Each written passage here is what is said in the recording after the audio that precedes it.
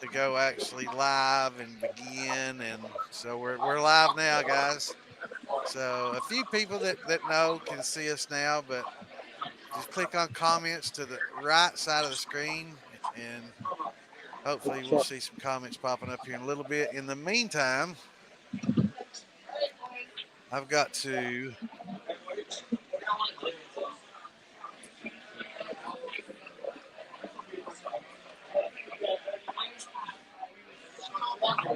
got people messaging.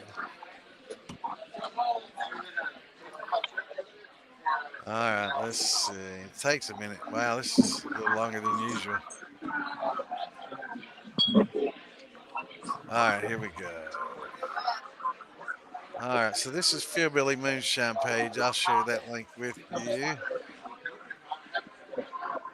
Oh, There you go. And let me post that link across the board here. It will take me just a second.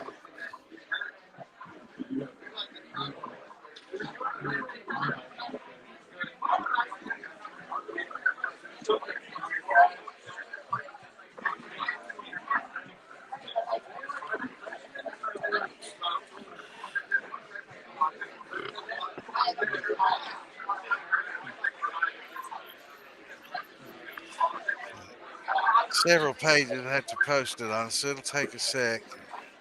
But we have people watching from a lot of different sources and groups.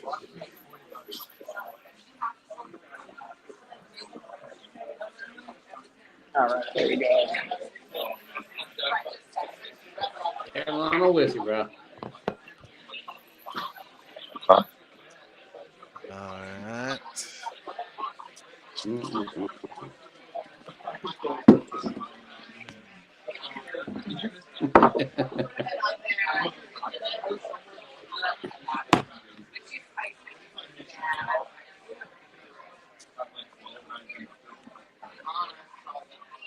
hey, Stan, I'm going to leave here and come back in.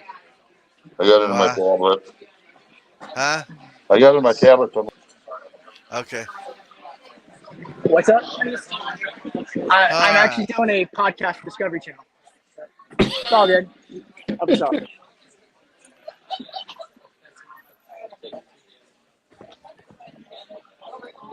right. Wait for Roger to get back in here and we'll get started. All right, we're going to start with that. All right, I like it. Start out properly. I need to get. We'll start out with what's everybody drinking tonight? Looks like Donnie has a whole bar at his disposal. I do. I do. Yeah, I'm drinking some. What am I drinking? Oh my gosh. Oh my Whiskey God. is it? Makers. I'm drinking Makers right now. Awesome. Makers is good. Yeah. So you like weeded bourbons? Yeah, but occasionally I like that rye. Yeah. I like. There's occasions where I'll go to a rye whiskey and it's like, whoo, it hits a spot for sure. Yeah. Yeah. And Murto made Carolina whiskey. Awesome. And we know what child of the corn is going to be drinking. Little bloody butcher all grain, baby. Bloody Butcher. All right. Let's see. Should we let Roger back in here, I guess? There we go. Fucking better. Welcome back. You better let me There he back is. Little peach. Ooh, I should finish that peach off tonight. What are you drinking, Roger? in. I found some of my corn liquor. Awesome. Awesome. Roger makes some pretty good corn liquor. Considering. Considering what? You want some? When you want some real corn, let me know. I'll send you some down. Yeah. Yeah. What does All right, Iowa guys. know about corn? What's that? What does Iowa know about corn? Nothing. Not a thing. Everything. I think So- they wrote the book on corn. Yes, What do sir. your neighbors think about, you growing different heirloom varieties and stuff close to them? I bet they don't like that, do they? The pollen. Well, I'm blowing not the over one into the growing it, field. so they're not getting mad at me. Oh, okay. So I know that's a pretty sensitive issue. Much corn growers, what you grow Next year, on to the it. other hand, they might have to get a little ornery about it because Yeah, I need a yeah. better supply. All right. Well, let's start with Donnie that just disappeared with us. All right. I'm back. Let's start with Donnie. Tell us all a little bit about yourself. Where you from? Where you grew up? What got you into moonshining? Yeah. So, on the show, it says I'm from Lake Tahoe. I'm not from Lake Tahoe. I just happen to be living there at the time. Um, from Montana, northwestern Montana, Whitefish area, Kalispell Awesome. Whitefish. And how I got into moonshining was my family owns a little orchard, and my brother back in the day when we were younger, my brother was like 7 years younger than me, but he Yeah. was always messing around with making moonshine, all the produce and fruit that came over, Right. and I would watch him, and I would just be intrigued, and I was like, that's I'm gonna do this one day. One day I'm gonna own a distillery. One day I'm gonna figure this out. And so as time progressed in my career, I started in culinary, working for chefs and doing some things and traveling a lot. And I kept being more and more pulled into the distilleries. And up in Montana, there's this one distillery called Montgomery's, and they're in Missoula. And I would go and they have this gigantic flute still. It's huge. It's huge. And I was so memorized by it. I always wanted to like learn, and I'd go in there and I'd drink, and I would just watch them just make booze off this thing. So is And this then a one, continuous column? What you're talking about? yeah, continuous. It's probably no exaggeration, 25 feet tall. It's Yeah. huge, Yeah. and it puts out some amazing product. And I just kept like getting more intrigued. So one day, uh, I'm what was I doing? I Googled, I started looking at like where I could buy some nice stills or where I could find a still. And I went on to, it was one of those Chinese websites. I forget what it was. Went on to it, and they were selling these pots, basically like these pot stills, silver with like a little bit of copper on it. And I was like, you know what, shit, why not? It's like $40. I was like, I'll buy it. What the heck? It ends up showing up to my house, and I'm like, okay. I was like, I didn't make any mash or have anything, and I was like, well, I ran to the grocery store, got I think like 6 bottles of wine, threw the wine in there, turn that Chinese still on, and within like 30-45 minutes, I had distillate coming out. I was like, oh, whoa. I was like, time out. I was like, this is too, I was like, no way. I was like, okay. I was like, now time to figure. So I would take that still and I would modify it, add more copper to it, just keep modifying and modifying. And the shine that I was getting was garbage. It was because you could taste like how crappy the still was. Yeah. It all leached through. And I was like, you know Smearing, what? yeah. Yeah. And I ended up finding a Copper Still Company out of Oregon. They're out of Bellingham, Washington. And I was like, you know what? I was like, I'll buy a little 6-gallon, see where this leads off to. So Right. I got a little 6-gallon and started making tons of mash right away. And as soon as I put that first mash in that I made like legit from scratch, I tasted. I was like, whoa, this is really good. I was like, this is surprisingly good. So I started making more and more and more mashes. And before I knew it, I probably had like 15 5-gallon buckets of all different kinds of mashes I was Right. playing with. So I end up having my friends come over and start trying it, and they're like, dude, this is really good. I was like, okay. I was like, maybe I'm onto something. I was like, I'm maybe onto something. So that's kind of like how I got into distilling. It was kind of just trial and error, figuring things out by accident. But I can contribute my mashing in skills to I lived in Jackson, Wyoming for about 4 or 5 years, and when I was there, kind of my end time, it was right before COVID. I went to Snake River Brewery, which is an old school brewery. They mash everything in 500 gallons. They really take their time. I approached them. I was like, hey, can I have a job? I don't want any money. I just want to learn what you guys are doing. And they're like, well, we have to pay you. I was like, you guys can pay me in beer. I'm cool with that. And they're like, well, okay, if you want to learn how to do this. So they basically taught me how that whole mash in with 500 gallons. And once you learn how to mash in 500 gallons the old school way, you can pretty much figure anything Right. out after that point. So that's kind of like how, in a nutshell, how I kind of got thrown into it all.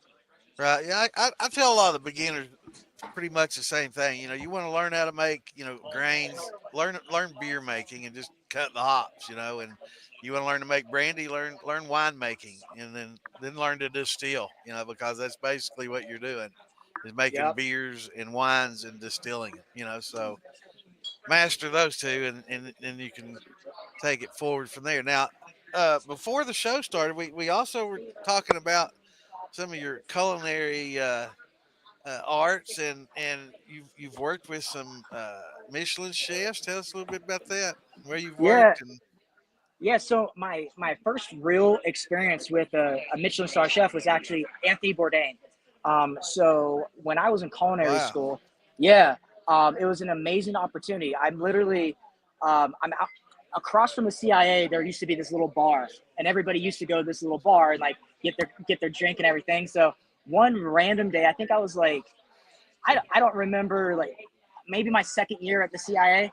So I'm at this bar drinking some beer, and I walk outside and I start smoking a joint, and I'm literally sitting there smoking a joint, and this guy taps me on the shoulder. He's like, "Hey man, can I get a hit of that?" And I kind of look and at this point, this is right when he came out with Kitchen Confidential, so he was just now becoming like somebody, and he right, was always somebody, but he was actually like becoming famous. right, So he's like, "Yo, let me hit that." So I give him my joint. He hits the joint, and he starts talking. So he's like, "So what do you do?" I was like, "Oh, I go to school across the street." He's like, "Oh, cool."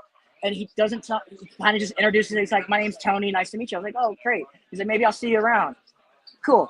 So the next morning, he was actually doing a not a seminar, but like a huge open class, like a class. He was teaching. He was showing people in this auditorium and signing the Kitchen Confidential book for everybody. right, right. And first thing in the morning, I get this phone call from a chef, and he's like, "Hey, we picked you, and we want you to kind of help this chef that's in town prep all his food out." I was like, "Okay, got you." I was like, "Cool, whatever." So I show up and I start prepping food, and before the guy that I just smoked a joint with walks up to me, he's like, "Hey, man." He's like, "How you doing?" I'm like, "Oh, how are you doing?" What a And coincidence, man! That's by wild. coincidence, yeah. So I ended up helping him prep all the food, do everything for that day. And then at the end of the thing, he's like, "Hey man, why don't you come down to New York City at one of my restaurants and, and stage and just kind of get a feel and see if you like it." I was like, "Cool, man." So that's kind of like, so I went down to New York and staged in a couple of his restaurants a little bit and got to know him a little bit and hung out. And then that led to another door opening where I met Marcus Samuelsson. And Marcus Samuelsson is a Norwegian, Swedish, very famous chef. And he was into doing all kinds of different kind of like Norwegian food. Right. And so I ended up So like what's doing this fermented fish they do? um not baklava, it's something like that. Now, Bakla. baklava is like a dessert. Yeah, So it's a dessert, but it's something very similar to that. It's what's like the fermented fish that just supposedly smells horrible that everybody eats, and it's like you have to hold your yeah, nose to eat it? I can't remember what it is either, but yeah, I yeah, was just curious if that was on the menu or not. yeah, yeah, and yeah. So Marcus Samuelsson, actually for a school project, I went down and I interviewed him, and I put a camera on him, interviewed him, asked him like his thought process. And so he's like, "Hey man, you want to stage for me too?" And when you stage, you're basically working for free and you're learning things. Right, So I was like, right. of course. So I would on the weekends go down to Aquavet, like at one of his restaurants that he had, learn some things, hang out with them, and then go back to school.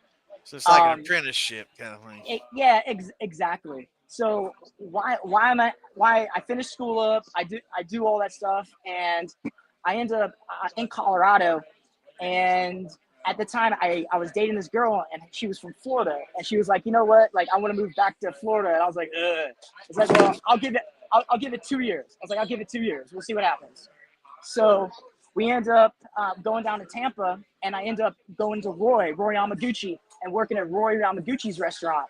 And I end up meeting Roy, working for amazing chefs in that restaurant, and end up kind of just like developing my culinary from there. And and then going from Tampa back to Denver, and then working in one of the largest sushi restaurants in the world called Sushi Wow. Den, where All I right, was here the yep. Shot time.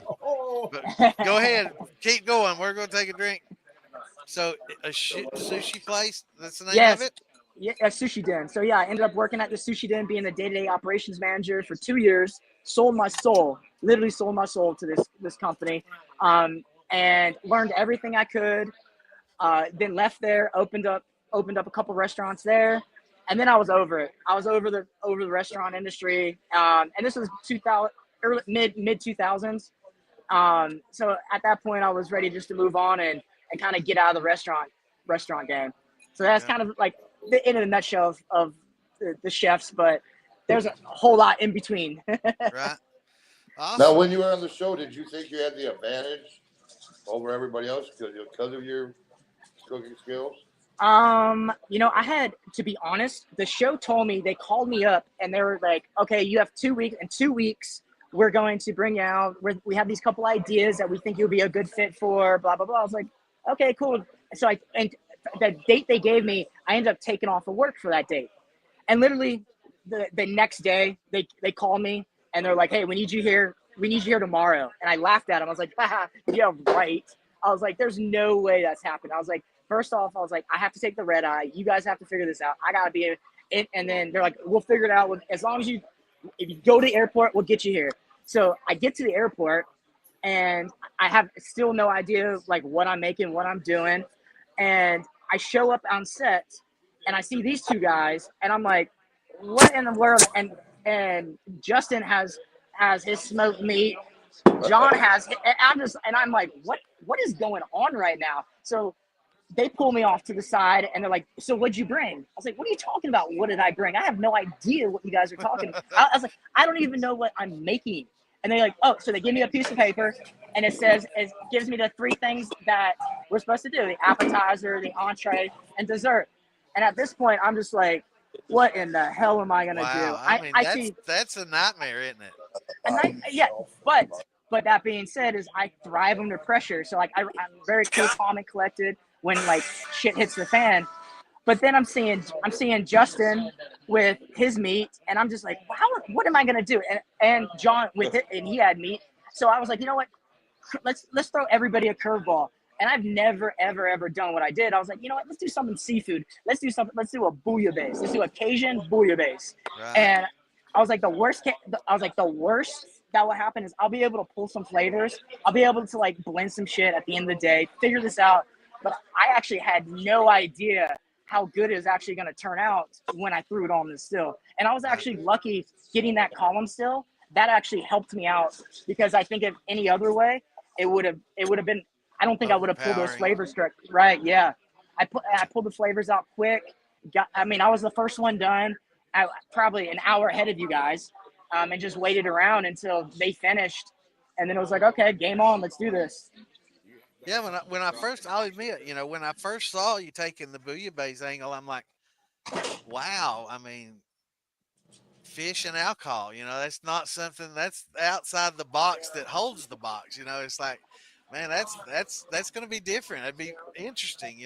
I'm not a big fish guy, so, there's only certain fish that I can eat. If it's fishy fish, real fishy taste, and it's like, no, I can't do it. I got real sick on some fish. So, it's kind of white, light, delicate, mahi, and, muskie or a walleye, crappie, light, delicate fish, and not a real fishy, gamey, fishy fish taste. So I was thinking about that, and I'm like, interesting. I wonder what this would taste like. That's a bold path. Yeah, and that was the challenge, was making sure it didn't taste fishy, and using light white fish.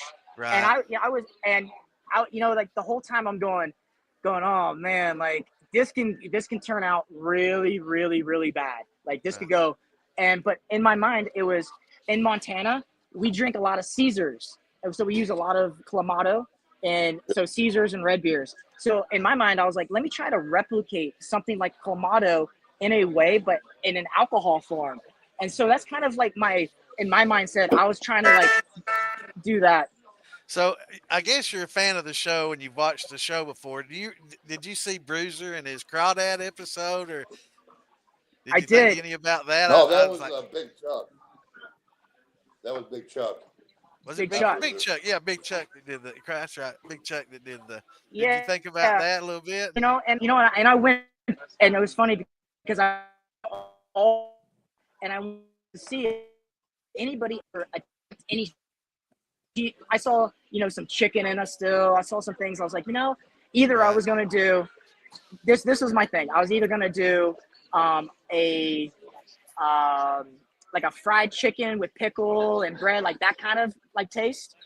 Like a what's that restaurant called Chick-fil-A. So I was gonna try to like mimic something like Chick-fil-A, or I was like, you know what? I was like, shit, I'm going. You know what? You do this. This is full sin. Let me just completely do something out of the box that nobody would ever think about. So that's kind of where I went on that direction. That's Go ahead, Rob. The chicken one, I think would have been pretty good because on the Moonshiner show they're supposed to do that Tennessee hot chicken. So that'd been badass to pull that up, and they're like, huh? Yeah. If I go back on the show, I'm definitely gonna throw some curveballs and that's the thing is like when you're at home, you're not throwing this stuff into a still and making you're making mashes with corn and whiskey and you're trying grains out, and the last thing you want to do is put anything like that in your still. And that's the thing. Luckily, we were using, the Discovery Channel Moonshiners still, so we could just thrash them and leave them you don't like have to worry smelly. about all the oils and shit getting in there and coating the inside. And somebody's got to scrub out.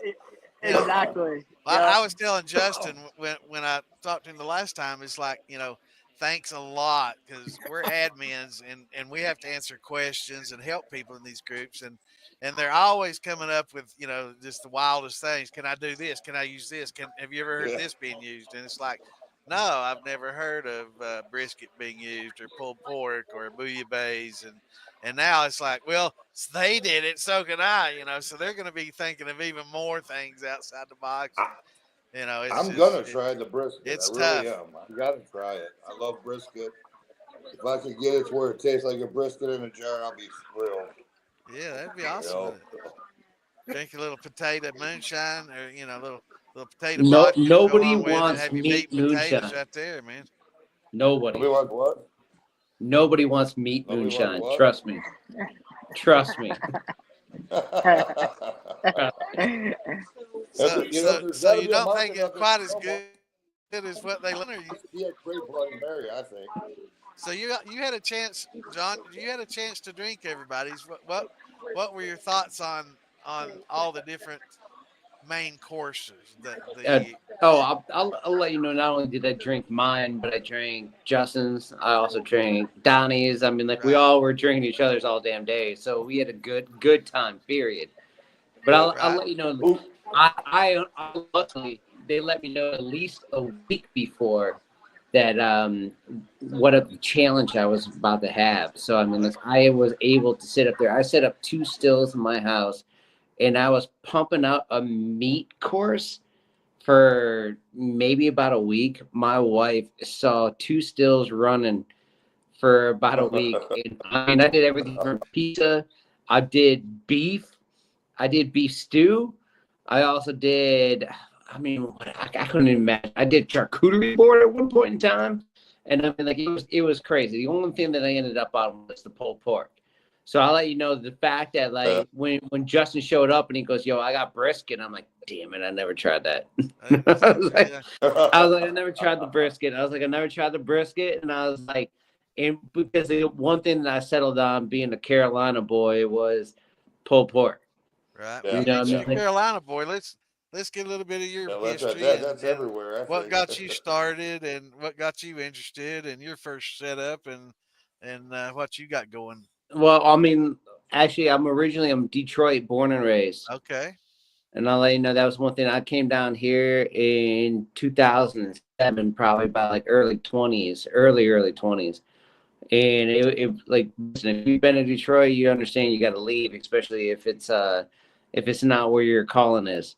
So I ended up coming down to North Carolina, and I was a bartender, bar manager for years. All I did was wake up and figure out what flavors were. I originally was pursuing a chef career until I graduated. I ended up sitting down in the professional kitchen. I'm not going to drop their name because I don't want to badmouth them by any means, or the guy that gave that advice. But I'll let you know, like I sat down there, graduated culinary school, sat down, talked to the guy, and I was like, hey man, I was like, as a young chef, you have any advice for me moving forward? And he was like, yeah, run. Find another career. Yeah, and I'm like, what do you mean run? And he was like, listen, he was like, I work 125 hours a week. He's like, I'm at $75K a year. I'm the executive chef of a place, and I have 2 kids that don't even know they're mine. And I was I'm like, fair enough. And I never went back to a kitchen again. So I ended up turning around and went up to, instead of the back of the house, I was to the front of the house. So the front of the house, I was more serving, bartending. Then you take your culinary skills, then you put it to flavors, mixing cocktails. That's where I ended up at. I ended up being bartending, and then I ended up being behind the bar because it's quick money and it's high volume. It's something that I like. I like pressure, I like stress, I like something leaning on me. So there we go. Now we're moving, now we're shaking. Next thing I know, it ended up being about 10 years in North Carolina running nightclubs. So at the end of it, I mean, like, I'll let you know, the last girl that I hired, she ended up sitting there and I'm like training her what to do behind the bar. And I'm 30 years old, by the way. So I'm just saying, like, this is the thing that got me. I leaned over and I was like, hey, man, I need you to do this. She leaned over and was like, hey, old man. And I've never been more stabbed in my back. I was like, it was like, old man. I'm like, listen, I'm 30 years old.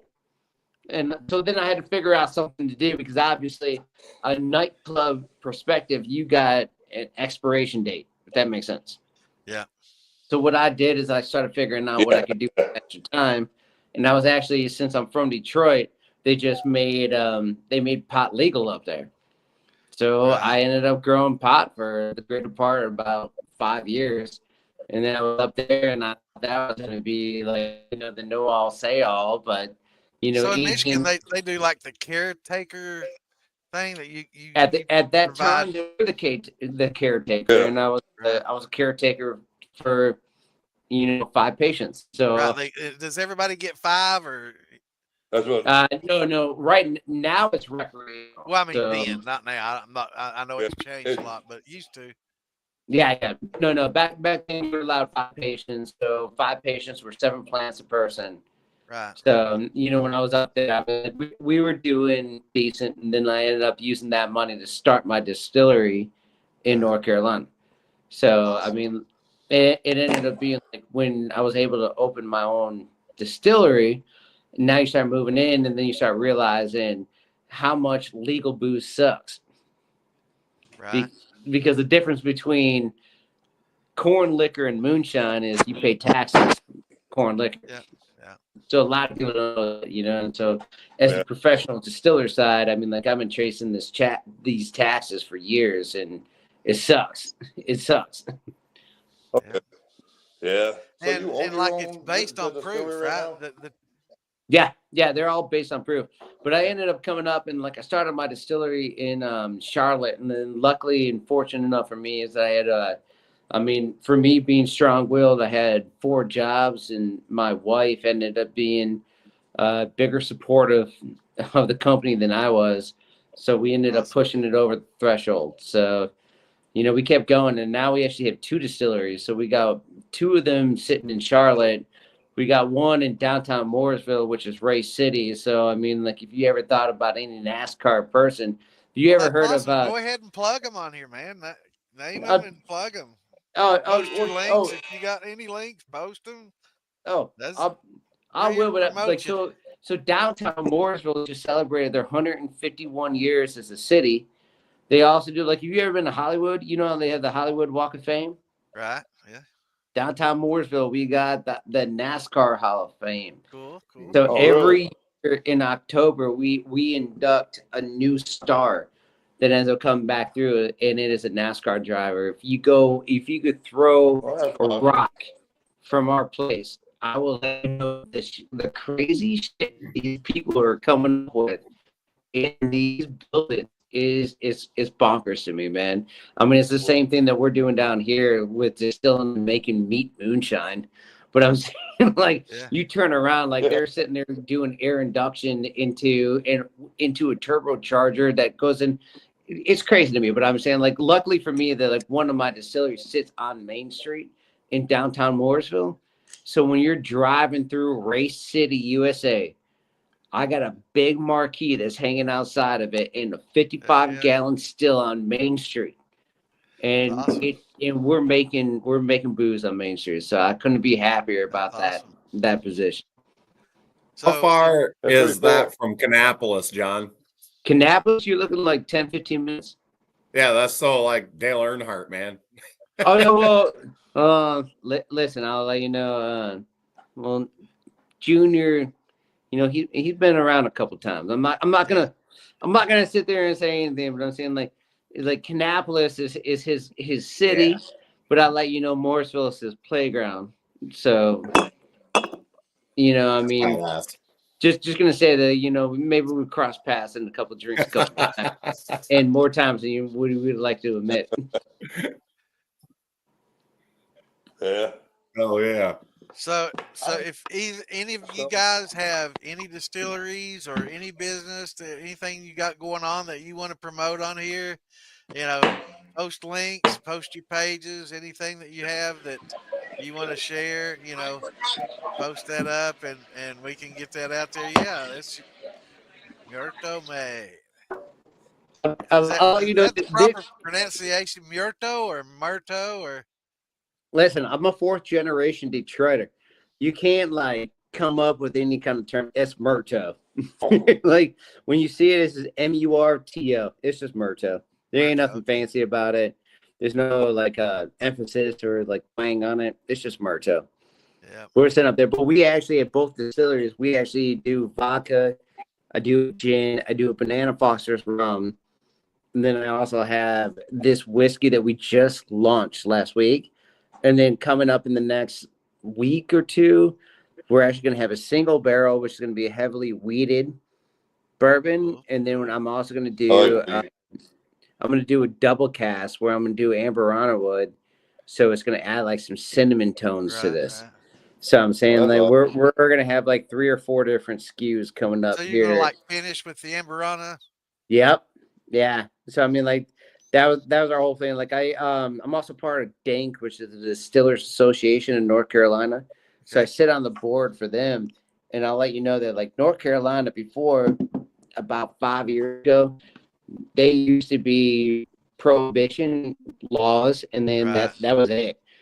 And a Bible lot of Belt, people don't baby. know this, Yeah. that like North Carolina was the place for liquor.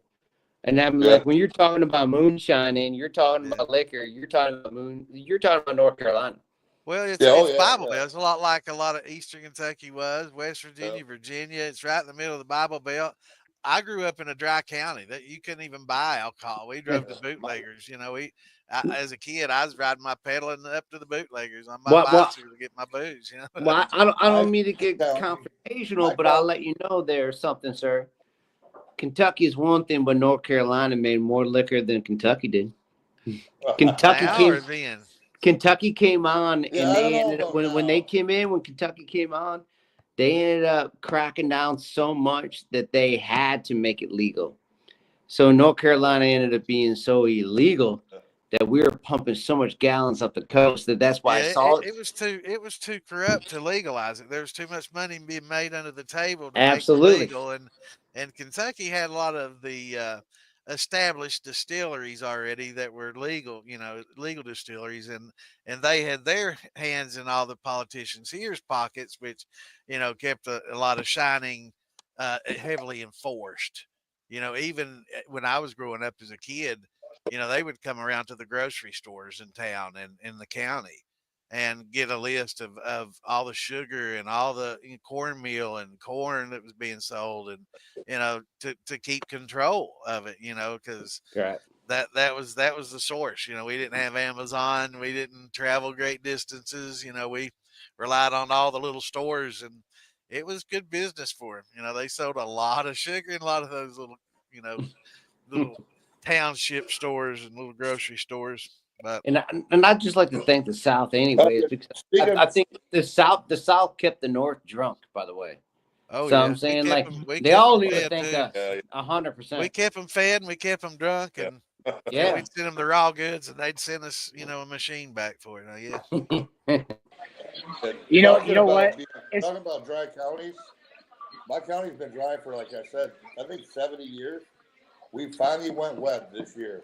Yeah, So, just everybody's now freaking getting out out of when the you gotta prohibition. drive an hour out This of the way year. to go get liquor. Yeah, this year. I got to drive. And there's still places that are dry there. Oh. Yeah, there's still dry counties.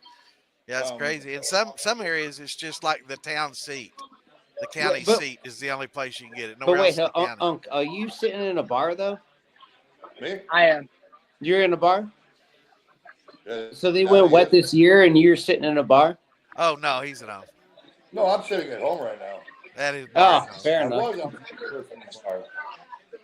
You know what's funny No, I'm is down on my personal bar. it's crazy to think. I was talking to my best friend Austin Jenkins, and this was like a few years ago, and I had a whole bunch of weed in my garage growing, and I had a still on my patio. 5 years ago, maybe 10 years ago, I would be in jail, straight up jail for that. Oh yeah. And I'm holding like a legal certificate that says like I can make some booze, and then I can legally grow some plants. I was just, just to think about where we've come and where we were to where we're at now, it's Yeah, mind blowing.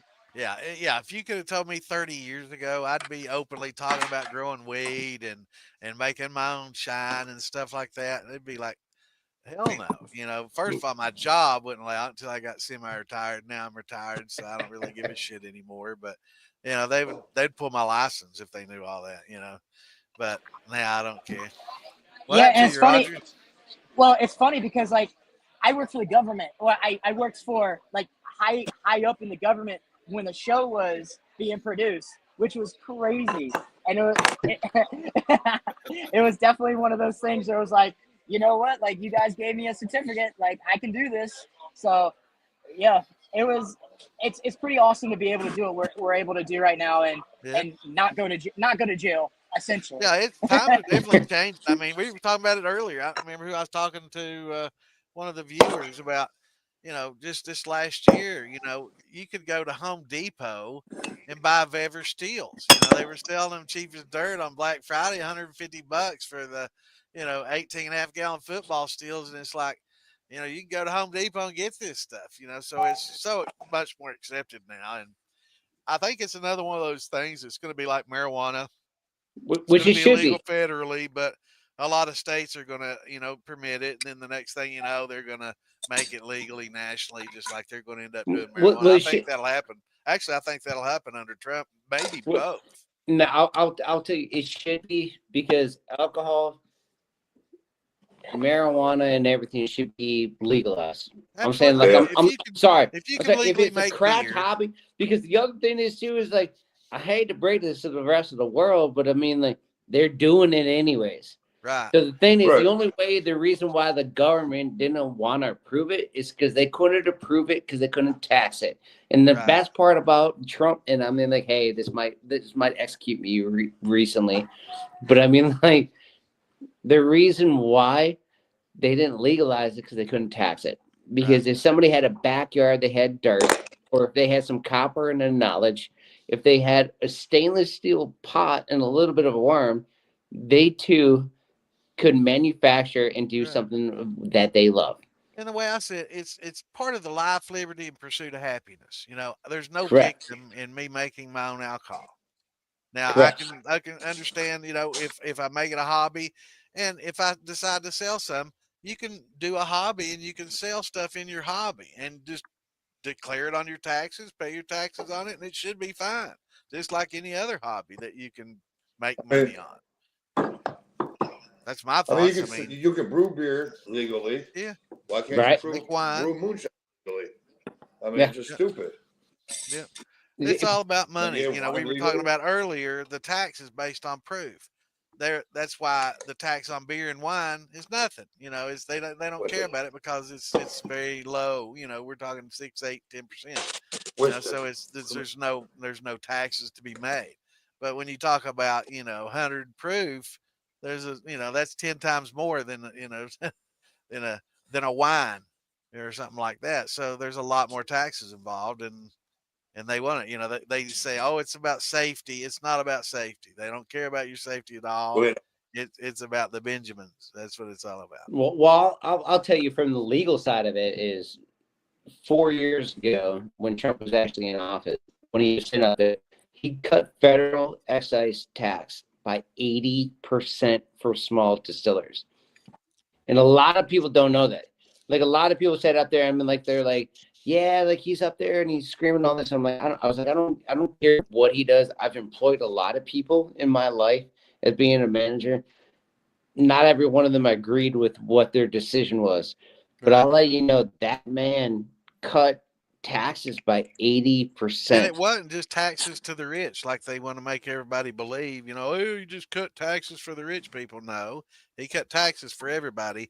But when you cut taxes for everybody, yes, you end up cutting rich people's taxes proportionately because they pay proportionally more taxes. Well, no. That's who pays all the Well, taxes no. in this country. He did the is the taxes, rich people. and he did the excise tax as a federal excise tax. So I'm saying, like, it actually went, and it was directly for the small distiller. Right. So we got 80%, and if you were over a certain barrel amount, then you got that 80% cut. If you were over that, which would be like, like Jack Daniels and like big distillers, they got hit with the same exact tax. So Trump's whole point was like, hey, when you sit down at a bar, you shouldn't look at the back bar in the U.S. and realize that 90% of that liquor comes from other places than the U.S. Because I mean, like, I hate to break this to you. I mean, like, I'm looking at 3 different distillers, right? Actually 5 now that I've seen, and every one of us can make better liquor than anybody else in this goddamn world. So I'm saying, like, we need to keep doing that. Well, we need to put that on the back shelf, and that's just reality. Yeah. And he knew that. He knew that, and he cut the taxes on it. So I'm saying, like, somebody, if you got a still in your backyard, and if you want to do the process of registering it, and then do the paperwork, put it on there, and do the reports, I guarantee you 100%. We need to make it profitable. We need to take back what's the back bar at every bar that we see across America. Because if you think about it, now everyone's going to start seeing it. Everybody that sees this podcast will sit there and look at it. They're going to look and sit down at every bar that they go to, and they're going to look at that back bar, and they're going to sit there and be like, how much is this made in the States? Because I'll let you know that I have gin, I have rum, I have vodka, I have whiskey.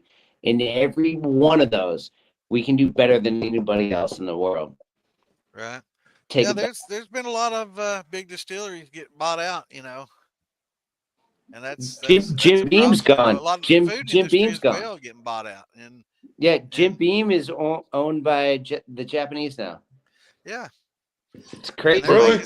They're making some Japanese bourbon. No, like so Suntory owns Jim Beam now.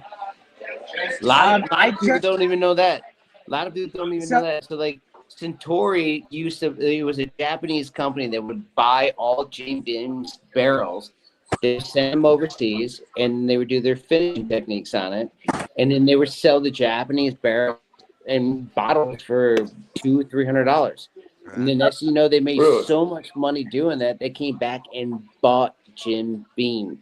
Jim Beam is no longer owned as an American business. It is owned by the Japanese. Okay, check it out. So before I moved back to Whitefish area, I spent 6 months in Japan, and I went up to Suntory, and they brought me in to their back room. They showed me all of their secrets, not knowing that I was a distiller, that I knew what was going on. So they showed me the ins and outs. And in Japan, liquor is so cheap. So Suntory liquor, a handle, I'm talking a whole handle, is like $5. And it's really? oh yeah, it's wild. it is so wild what they're perfecting everything that we've done in America. They're perfecting it over there, and they're turning around and they're selling it cheaper because they're able to do it, and it was the most insane experience. To do it. Oh They yeah, got yeah, the Tokyo. population to do it. Yeah, 32 million people in Tokyo right now. Like it's legit. Yeah. Yeah. I'll let you know.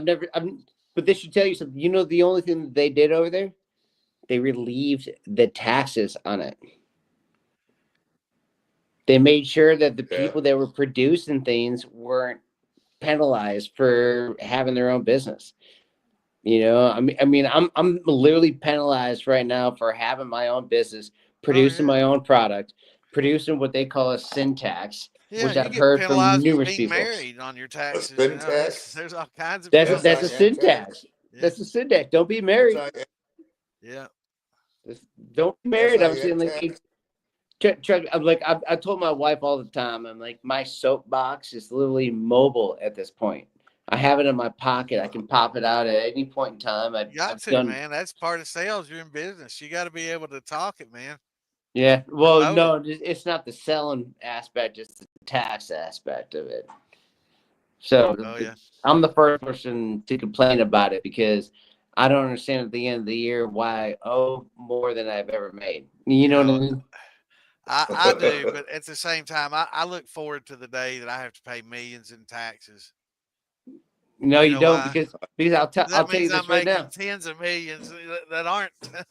Oh no! I'll tell you, because the tens of millions, it means you don't, like, right now, the way that I'm on the way that I'm moving forward. If you got to pay tens of millions, that means you only took home 5. You know what I mean? You got to pay 10 in taxes. That's where I'm like, I don't understand why I'm upside down. Like, it doesn't make sense. It doesn't make sense to me why they win in the end all the time. I just hope Heaven Hill doesn't get bought out. They're one of my favorites. So Heaven Hill? All right. So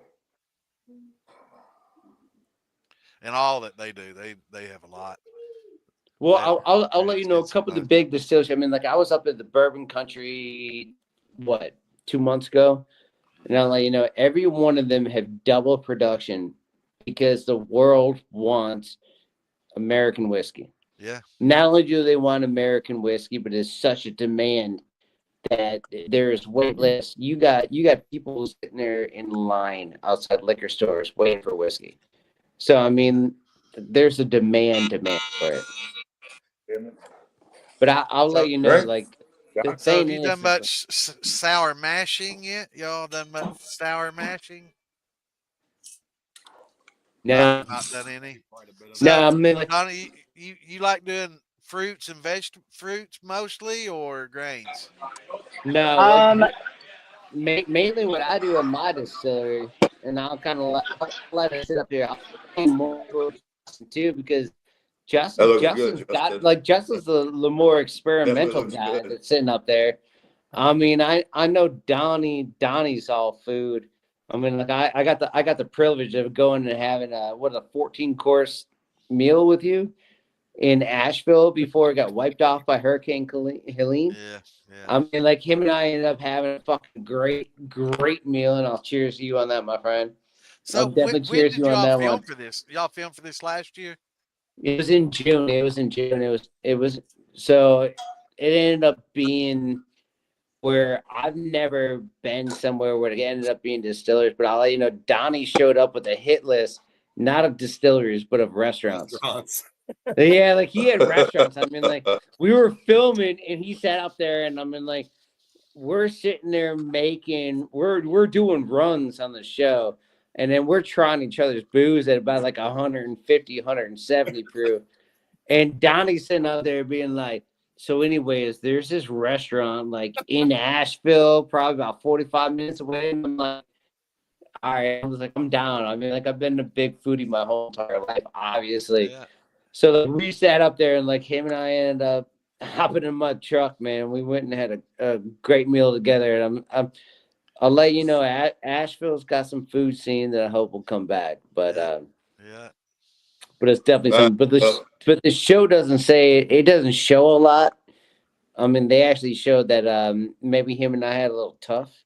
So I don't know if y'all know it. Daniel Stevens on here. Bennett, I hope you do go Moonshine home. Bennett. Yeah, I was like, yeah, you heard that too? I was like, I hope you do go home. And I was just like, well, fuck. I was like, that's good TV.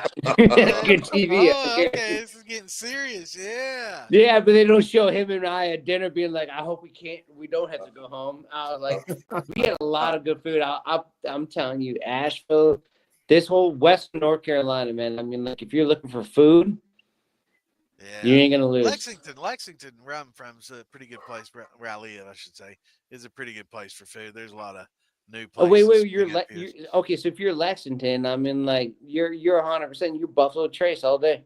Yeah, I'm right in the middle of Yeah. liquor country. Yeah, I was just there. I was just there 2 months ago, and I'll let you know that Buffalo Trace, what they do for the community, they just doubled their production.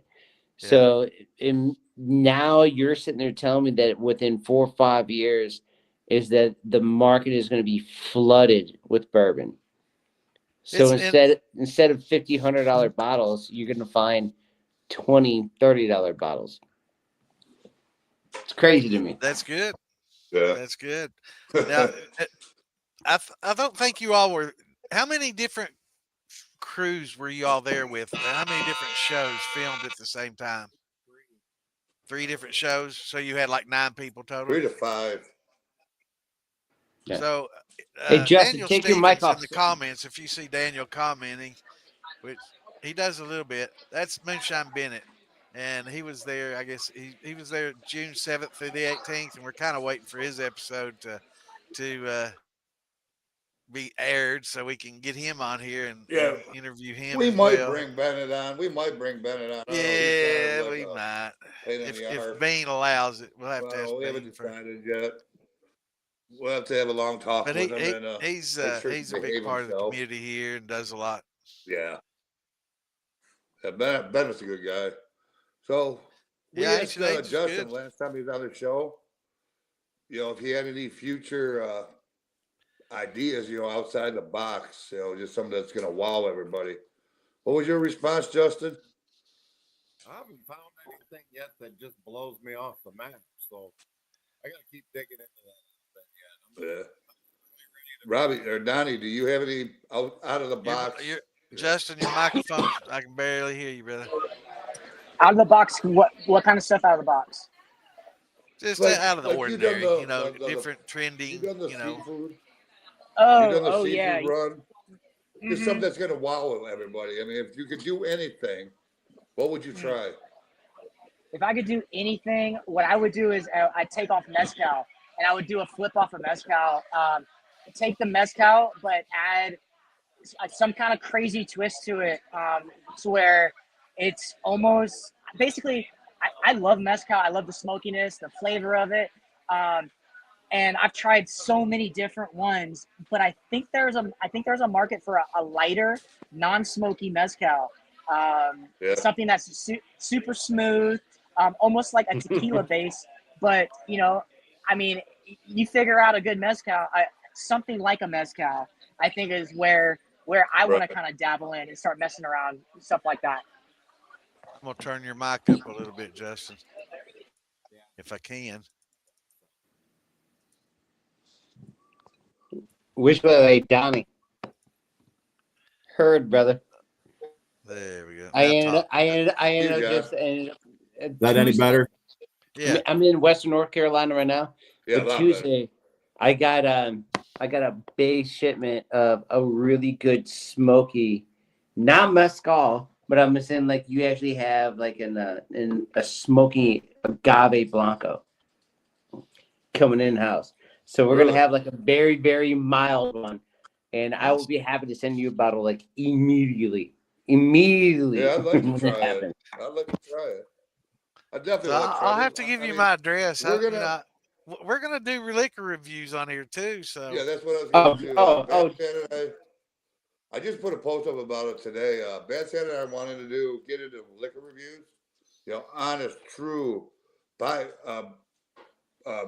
non-biased reviews. Just here's what we think.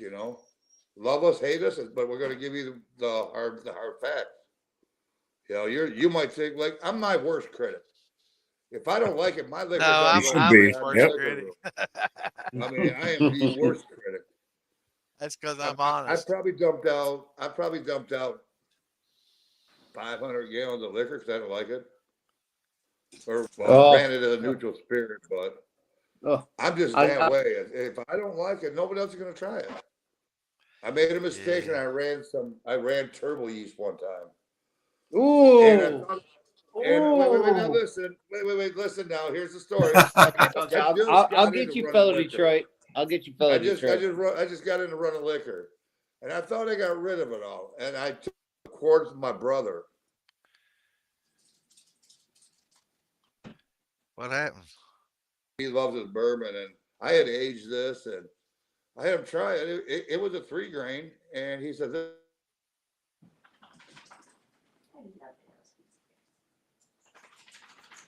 Forgot to charge his Yeah, laptop again. yeah, yeah. uh, Starting to cut out. he said it Rod. was the worst taste of shit he ever had. Anyways, I don't know why All my right. internet's so fucked up.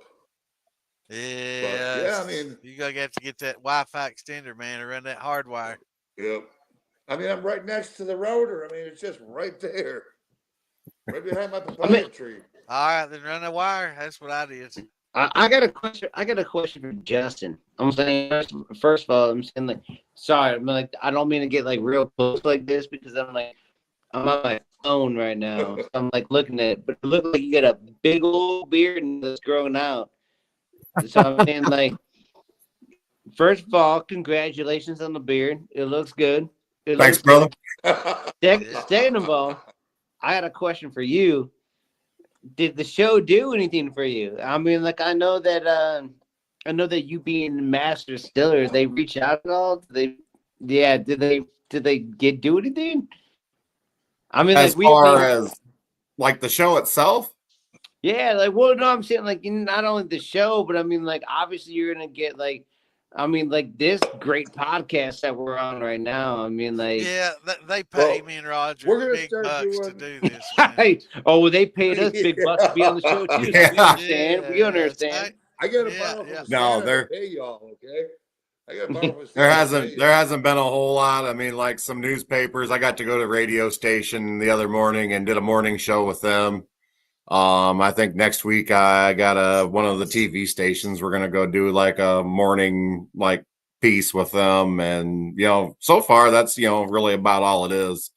I Oh Nice. keep yeah. uh I Well, keep hell, you shouting only out to got one, some so you can shout out distilleries there all around you here saying, hey, Iowa wants this, come on, work with me. But Right. guess maybe I'm gonna have to go south and try down there. Yeah, yeah. That Oh, sounds like a good idea. hey, listen.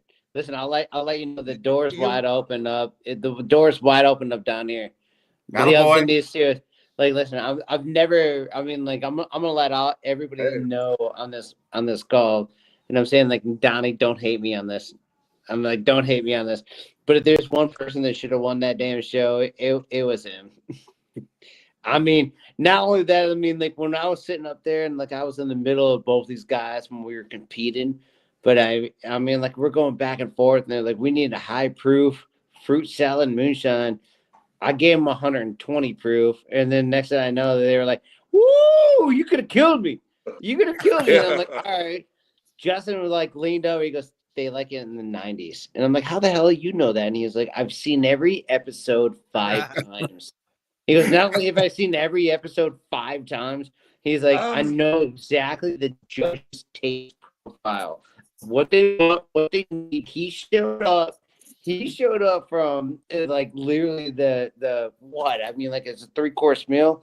He knew the first course all the way to dessert. I mean, that guy did I, his I research. got He a knew question. 100% of it. Me and Donnie, I mean, even after the first day of filming, I mean, like we ended up going out to eat in Nashville, and then I dropped you off at a grocery store. You didn't even know what the hell you were doing. So I mean, like, if there's one person that should have won the show, I'm glad it was Justin. And not only that, but it was well deserved because everything that he did was delicious. I mean, it was had- beyond delicious, man. I mean, like Y'all- it was something that like I felt bad because every time like I was tasting my own product, I ended up tasting his 3 or 4 different times. So I mean, Well, I was it could just have gonna been ask part you. of his technique though to get rid of me. Yeah. It could have been. Yeah. If that's the That's a case, good idea. we would have gotten Yeah. rid of each other because we were all smoked. Yeah. I mean, That's- we started drinking 170 proof at 8 o'clock in the morning. And then it ended up like kind of like leveling off at 150 proof around noon. So I mean, like that should tell you something. And then That at day the we end- did 2 runs. Holy moly. Yeah, and then we were laying in the grass in between runs outside of the distillery. And also bear in mind like the set, like I mean, like when you watch these guys that are on the show going forward, I mean the set itself is 90 plus. I Yeah, mean, all the like lights and everything. Yeah. yeah, Way higher. it is 90 plus degrees. I mean, like they don't tell you that when you show up there. I mean, but I mean, like it is 90 plus degrees. Yeah, I can't wait to see Bennett sweating, man. I bet he'd be sweating bullets. Yeah. Oh no. I guarantee you, probably somebody's nodding out in one episode. Bennett's a I got a big question for boy. y'all. He's large, and I can't wait to watch him sweating his ass off on there. He's Oh. gonna be sweating. All right, I Good, got a Roger. question for all three of you. Y'all had a chance to sample each other's liquor. What do Yeah. you think of Justin? And then what do you think of Donnie's? And what Donnie think of yours? And, so on. Yeah, Did what y'all do you think, think about it? one I'll was start this smoking one. and the other, or Donnie's, like the whole seafood thing, I was kind of scared to try it, really. It's just like fish, and you see the shrimp and the mussels and stuff. I was like, I don't know about this. But when you tasted it, it was like a seafood boil. I'm not. It was crazy. I don't know how he did it. It was like some magic sorcery stuff, but it was really good. I think, especially like the first drink for me, and like the second drink, I think like maybe it was the saffron in it or something. I'm not a big saffron fan, so I think as I took a second drink, maybe the saffron bothered me a little bit, but it tasted exactly like a seafood boil. I mean, you had I don't know if you use you didn't use any Old Bay or nothing in there that I know of, but that's what it tasted like. It had that seasoning and he did it all naturally. So it was like, authentic. It wasn't, something just dumped in there, and it was really good. And then John's pulled pork. Well, Holy crap. I think anytime that you can take the ingredients he put in there and make something palatable, something that you can drink, right. achievement in and of itself, just and then make it top notch is just John's pulled pork as it ran further into the run. At first I'm like, it's strong, and because we're dealing with such high proof stuff to start off with. But as he got further into the run, that smoke started coming in on the back end side of it, and I'm like, damn, this is crazy, because we had 3 things that were running that normally people don't run, and it was all really good. There was nothing wrong with any one of them in my eyes. They were all good. Just having them tell John, what you're going to be using. Wow. No, we had 3 moonshines that were all meat oriented. Right. I will let you know. I'm looking at 2 other distillers right now in the thing. Have you ever made a meat moonshine? No. Let me rephrase this. Will you ever make another meat moonshine?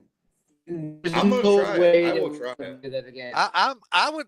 Well, I'm I'm interested. gonna try I would it. love to try all 3. I'm definitely intrigued by all, especially the would've loved it. bouillabaisse. I want to taste it. It's just. Well, actually, I'll tell you It's the bouillon. like a train wreck. You can't look away, and then it's like it's either going to be really good or really bad. But I have to know.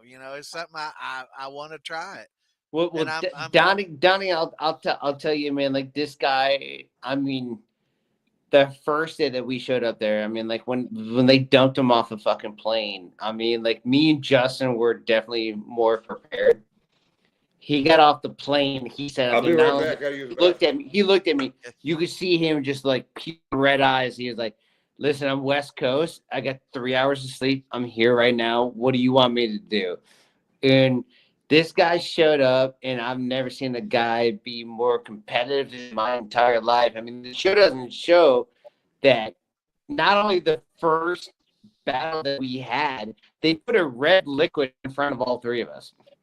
They didn't show that. They didn't show that. None of it. They literally gave us all three of us like a red liquid shot, and then we had to depict and like dissect everything, not only what was in it, but the proof of it. And then every you one were of all us, stuck using their base spirit, you know. yeah, but we didn't were get to so get to make off your the own base map. spirit. We were so off the map that no wonder it wasn't on the show. Like, no wonder it I wasn't bombed on the show. it so bad. I mean, we were so bad, but I'll let you know, like Donnie ended up nailing not only 5 ingredients in that, but then he also was within one what percent of the proof. So he ended up being the first person that was supposed to go into the pantry, and they showed me going in the pantry first. And I'm like, no. I'm like, Donnie won that. Like Donnie won that. Like he should have been running in there. Not only that, but he walked in there and pulled out some of the craziest flavors for a Moroccan salad. Was it Moroccan salad? And they came back on there, and I'm like, holy shit. And I'm like, honestly, like when he went in there after the first round, and then him and his pick in that pantry, I sat up there and I'm like, oh, we're fucked. I was like, we're fucked. I'm like, we're fucked. I'm like, because this guy's in there and he's picking out everything. He is like a born and raised fucking chef to the point All where right, his I got a flavors are question up for there. you guys, for each of you individually. I just mentioned that they had you using their base spirit. Is there a spirit that you all think that you could have used alternatively with the concoctions that you made that would have been a better thing to go with? I don't think it I would have mean, made any would a difference. bourbon, brisket been better than just a neutral spirit brisket? You know, would it have been better if you started with something different, or did it No, just not matter? I can tell you 100% right now. What they told us is that they told us all that it was 150 proof corn. They didn't even say corn. They said it was 150 proof liquor. It was 190 plus neutral grain. Right. And as a professional distiller, that's the one thing that kind of fucked all of us up. Right. It messed us all up. I mean, you got to understand, like, even if you see on the show, like, I leaned over at both these guys. I'm like, yo, you put all that liquor in there? Yeah. They gave us 10. They gave us 10 gallons of 190 proof Right. and 5 gallons of water. So Right. I mean, like, So we know what you, that proof is going into the steel. Yeah, it's a yeah. little high. So, and they did it every run. So when you're sitting there, if you're thinking about it, if you have 10 gallons of 190 proof and 5 gallons of water, it's gonna take you at least maybe 5 hours to get to your hearts. Yeah, you're still at 130 going into the steel. It was hot. So like then everything comes down to tempering. So everything's down to tempering. Like where's your water? Where's your flavors you're pulling up?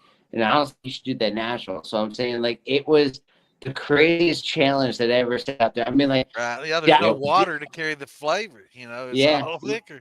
Yeah, and they didn't show any of that either. No. Yeah, but Donnie, on your meat run, I mean, like before me and Justin Stills were even singing, he had 5 to 10 gallons of liquor already. Like, I mean, he had so much damn booze. And I'm like, what did you do? He goes, I put it all in there. I put it all in there. I let it sing. I let it sing. He goes, I'm like, screw it. I got seafood. We're letting it sing. And it took me at least 3 hours to get over the fact that I was going to lose immediately because of that seafood broil. I mean, like, yeah, it comes off the steel a lot quicker when you go in at that proof, It was highly impressive what he did to do a seafood broil. You were talking about how you absolutely. We were talking about how y'all tasted each other's liquor. When you tasted, Justin, did you think that's a winning jar? That brisket? I mean, to yourself. I mean, if you have a chance, I know you didn't get a chance at that point, John. No, I'll let you know that we were trying each other's stuff. I mean, we ended up trying. I mean, the first jar for our salads, guys. I mean, like. I tried mine, and I was just like, holy shit, it tastes like plastic. And I went and handed it to Justin, and I'm like, dude, I'm fucked. And Justin looked at me, he's like, you're not fucked, it's just the cantaloupe, let it roll. And then I went over there and I looked at Donnie. I mean, like, The reason why us three are even on this podcast right now is because what we did for each other as a team, we wanted to make sure that every one of us had the best. And not only that, but when we put the best up, that's what's being judged. Because there's no reason that we were going to get knocked out by technicality. That's It was like like, the hey, man. episode that Jason Wade Harrell, you know, when he helped the guy from California with his steel just to remain in the contest. He could have easily sat back and watched the train wreck happen and offered no help and watched the guy just crumble, and he could have easily just walked away with the bye win. But instead, you know, he competed, he jumped in there and helped the guy, and we were just helped on him there win. having the time of our lives. I mean, you know, it's a dream to be there and doing what we were doing. So live it up and have fun with it. We had a lot of fun. Yeah, but don't get me wrong though. I know how column still works, and I threw it till Donnie. I threw it at him, and the best part is he sat up there and ended up making it the best thing that he could ever imagine. I was saying, like, the guy took like every one of us took curveballs and made it the best thing that we had. You know, I mean, like if you're trying to look for a leg up on any competition or anything, I mean, I don't think you could because we all helped each other. Right. You know, it was something that we all enjoyed doing. I've said this numerous times. I do it tomorrow with these two guys. I'm saying, like, not only that, but I mean, like, I'd go in there with foam gloves too and headgear, and I want more challenges. I mean, like, I would like everything about it. But it was definitely something that I appreciated. Me personally, I mean, like, I'm not going to speak for Donnie, but I mean, like, the guy that won definitely should have won. You know, this was somebody that went in there with a game plan. He came in there with a game plan. He came in there with prep. Not only did he do that, but like, even when I was sitting up, I'm like, well, damn, I gave them high proof fruit salad. And he was like, they don't like anything higher than 90. He knew what the judges liked. He knew their taste buds. He knew not only that, but he also knew that the cream, which is final one, he knew exactly what they have on the market. And I'm saying, like, if you want to know, you want to know a competitor is somebody that does their homework from beginning to the end. I just feel bad because I wish I did more work. I'm pretty sure that Donnie wish he had more than 30 minutes. You did good. I mean, I think you know the way they acted, it seemed like it was a really tough decision. You know, at one point. I think Donnie turned in the 167 proof, didn't he? Yeah. Well, they get the like Tickle and Mark and Digger in the actual cruiser. They perfect after. I mean, like, we all were going up and finalizing your end of it. They came up to me and they were like, "Yo, they're like, you don't understand how hard it was to figure out the proof on your booze." They're like, when you shake it, they're like, and it ended up being, to us, it was 140. The problem when I had when you have just like a simple pot still, but doesn't have a thump on it, so a simple pot still, it pulled a little bit of the oils over. Right, I was gonna say those oils change everything. Yeah, so the oils from the pulled pork, when you shook it, it ended up dissipating to the point where you couldn't see it. And then I'm sitting up there and, like, I couldn't taste shit because, I mean, like, we've been drinking 150 proof all day. And I knew it to the point where I'm like, the next day I sat down with both these gentlemen the next day, and I was like, I think I'm way under. And I was like, because it tasted like water. And they're like, yeah, but we were drinking 150, 170 proof all day. And I'm like, I don't even know anymore. I was like, I don't even know. Tickle even came up to me after the show, and he was like, we couldn't even see your proof. We couldn't. So we had to actually go and grab like an electronic hydrometer to test your proof. So when you see it on the show, they had to actually test it. And then they were like, you were going to be our, like, third ever 3-way tie. And I'm like, I don't want to hear, like, the runner-up speech. You know what I mean? I'm not like, and I was like, listen, I'm just happy as hell to be there. I was happy as hell to sit there and compete next to these guys. You know what I mean? Like, yeah, you know, it's a tough decision on them when they have to depend on a technicality to make the first elimination. Thinking Yeah, course that's round basically was what top they notch. did. It was just The an easy best out No, for him no. because I mean, otherwise I'm a professional distiller. it was The a tough fucked up part decision was for him. I had the equipment in my truck right outside the door, and they wouldn't Right. let me bring it in. And I'm glad they Yeah. did it because I mean, like, I don't think we would have made such great TV if we were testing the proof. Yeah, it made for good TV. No. Yeah, I mean, it was a I good do that show. all the time. I'll watch my beat and then I'll put my hydrometer in and see how close I am. I do that with every jar I ever Yeah, show. I do it, Yep. the old Yeah. way, I'm and pretty then close to my put the beat. hydrometer and see how close I the can get gas is. within. I'll throw you What off got- real quick. What got me I really get within hardcore is with 10 points of hydrometer when I do I my live at bead. I live at high elevation, extremely high elevation. Yeah, The bead yeah. is completely different where Right. I live. Completely. So like I'm Yeah, when you shaking go it, lower thinking elevation. I'm at 100 for my 164 where the bead's running. I'm like, oh, okay. And then I got John talking shit to me because he's like, oh, I need to turn something high in. I'm like, oh, I'm like, you know what? I'm gonna turn the highest in. Like no way. Like I ain't going down like that. 167. So I completely just full send it, but it was extremely tasty. It was fiery and hot, but it had a lot of flavor. But being at high altitude, that's the thing, is going from zero elevation to like, I don't know, I was probably 7,000 feet elevations where I was living. So that's a big difference of Yeah. how that You bead go back to shapes. Colorado? No, it was I was in Nevada at that time at Lake Tahoe. Okay. Like at that time, yeah. Oh yeah. Cool.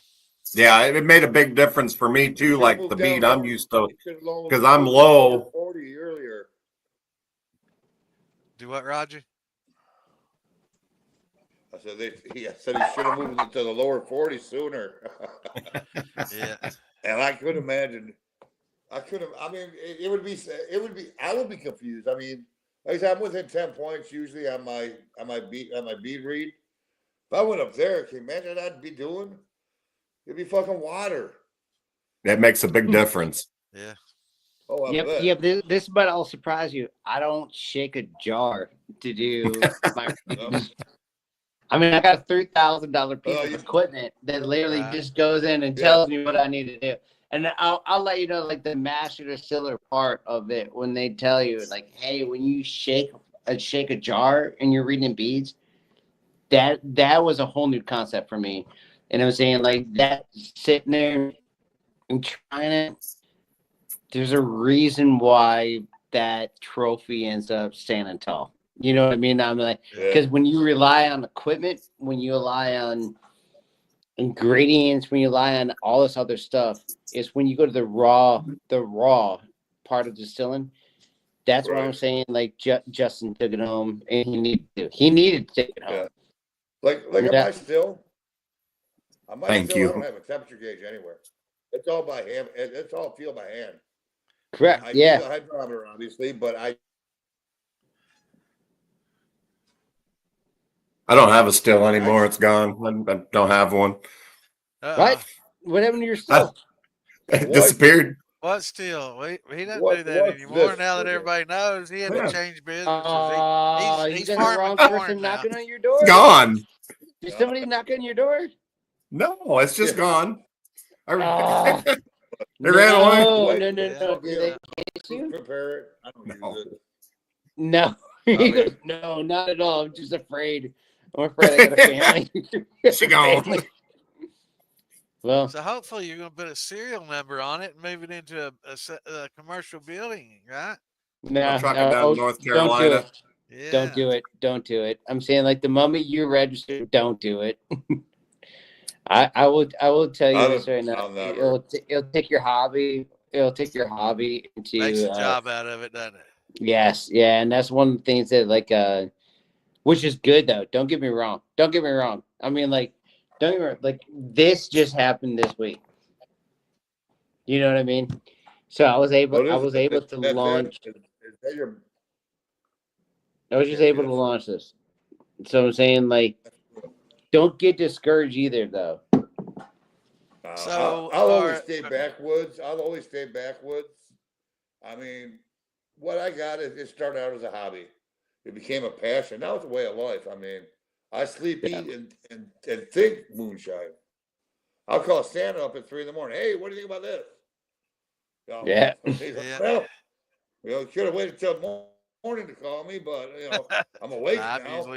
usually up all night I know, anyway, yeah. so I don't sleep He's my much. midnight call. I mean, most guys got a woman they do with a midnight call.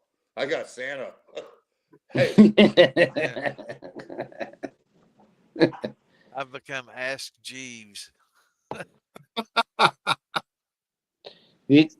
I'll let you all know, and I'm gonna probably sit here and go radio silent real quick. Like I had a blast on that show. I mean, like Master Distiller, don't get me wrong, like, they threw us in a meat grinder real quick. I couldn't think of a worse situation. Really, I've wanted to be on the show, thought about sending in and going on if they'll take me, but I always thought, if I get called on there, what are they going to do? What's the worst case scenario? What's Murphy going to throw at me? And it's like I think absinthe or something like that. And then I watched your episode. And I'm like, it could be worse. There are things worse than absinthe.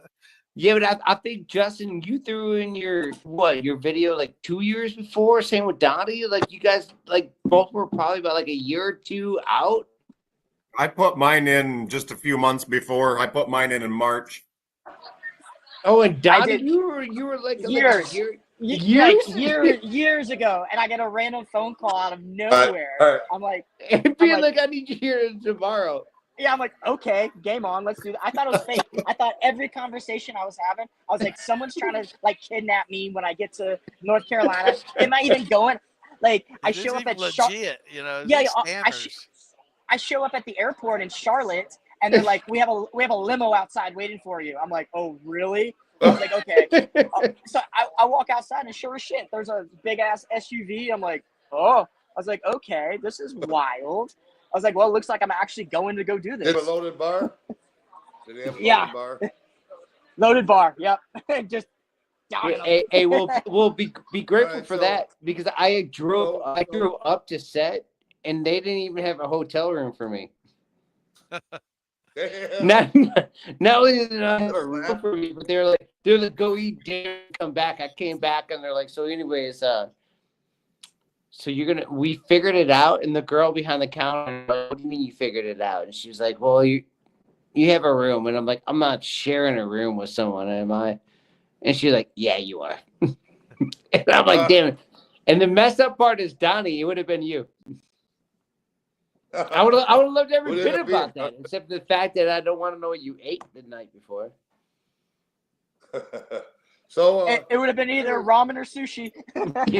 Yeah, 100%. Anyways, I don't know if y'all know. I don't know if y'all know. I'm an above knee amputee. I'm in a wheelchair, and there's another guy that's in a wheelchair. He had a stroke. He lost total use of one side of his body, the right side. We've been talking. They need to do a handicap episode with absolutely. If we can get a lot of people pushing back.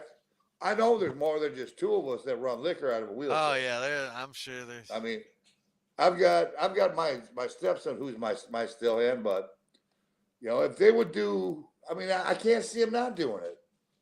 I mean, if they do, it's discrimination. The idea has been pitched to them. So, but if we get people standing behind us, I think it'd be a pretty good episode. Yeah. I'll do my still hand that helps me out with every one of my experimental things. He's been screaming that since the moment I told him about it. He's like, why do they not have a still hand episode? He goes, there's no one distiller making liquor ever. Yeah, they had done the still hand episode, but it was the moonshiner still hand. It wasn't an actual master's legal private or a cell phone distillery still hand. It was like Tickle or actually it was who was it?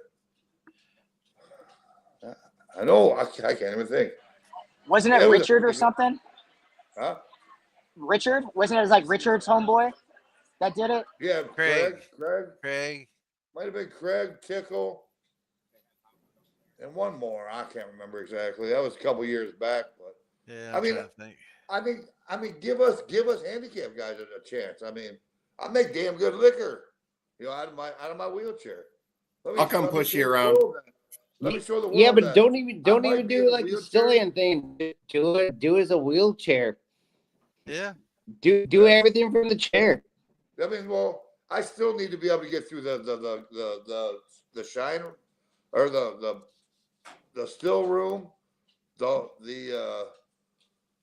fruit stand or whatever they decide. I mean, there's gonna be. Well, they I can know I'm make it gonna need it. accessible for you. Yeah. I mean, I'm not gonna be able to 100%. dump a 15-gallon bucket of water or fermenter of water in. You know, I mean, there's gonna be stuff I'm gonna have to have a still hand for. But I mean, give us handicap guys. I mean, I don't consider myself handicapped. I hate calling myself that or even label myself. Yeah, but if you I'm took a walking steel impaired. hand in there though, and I'm everybody'd walking say, "Yeah, impaired. your steel hand did it all," you know. So you wouldn't want no. that.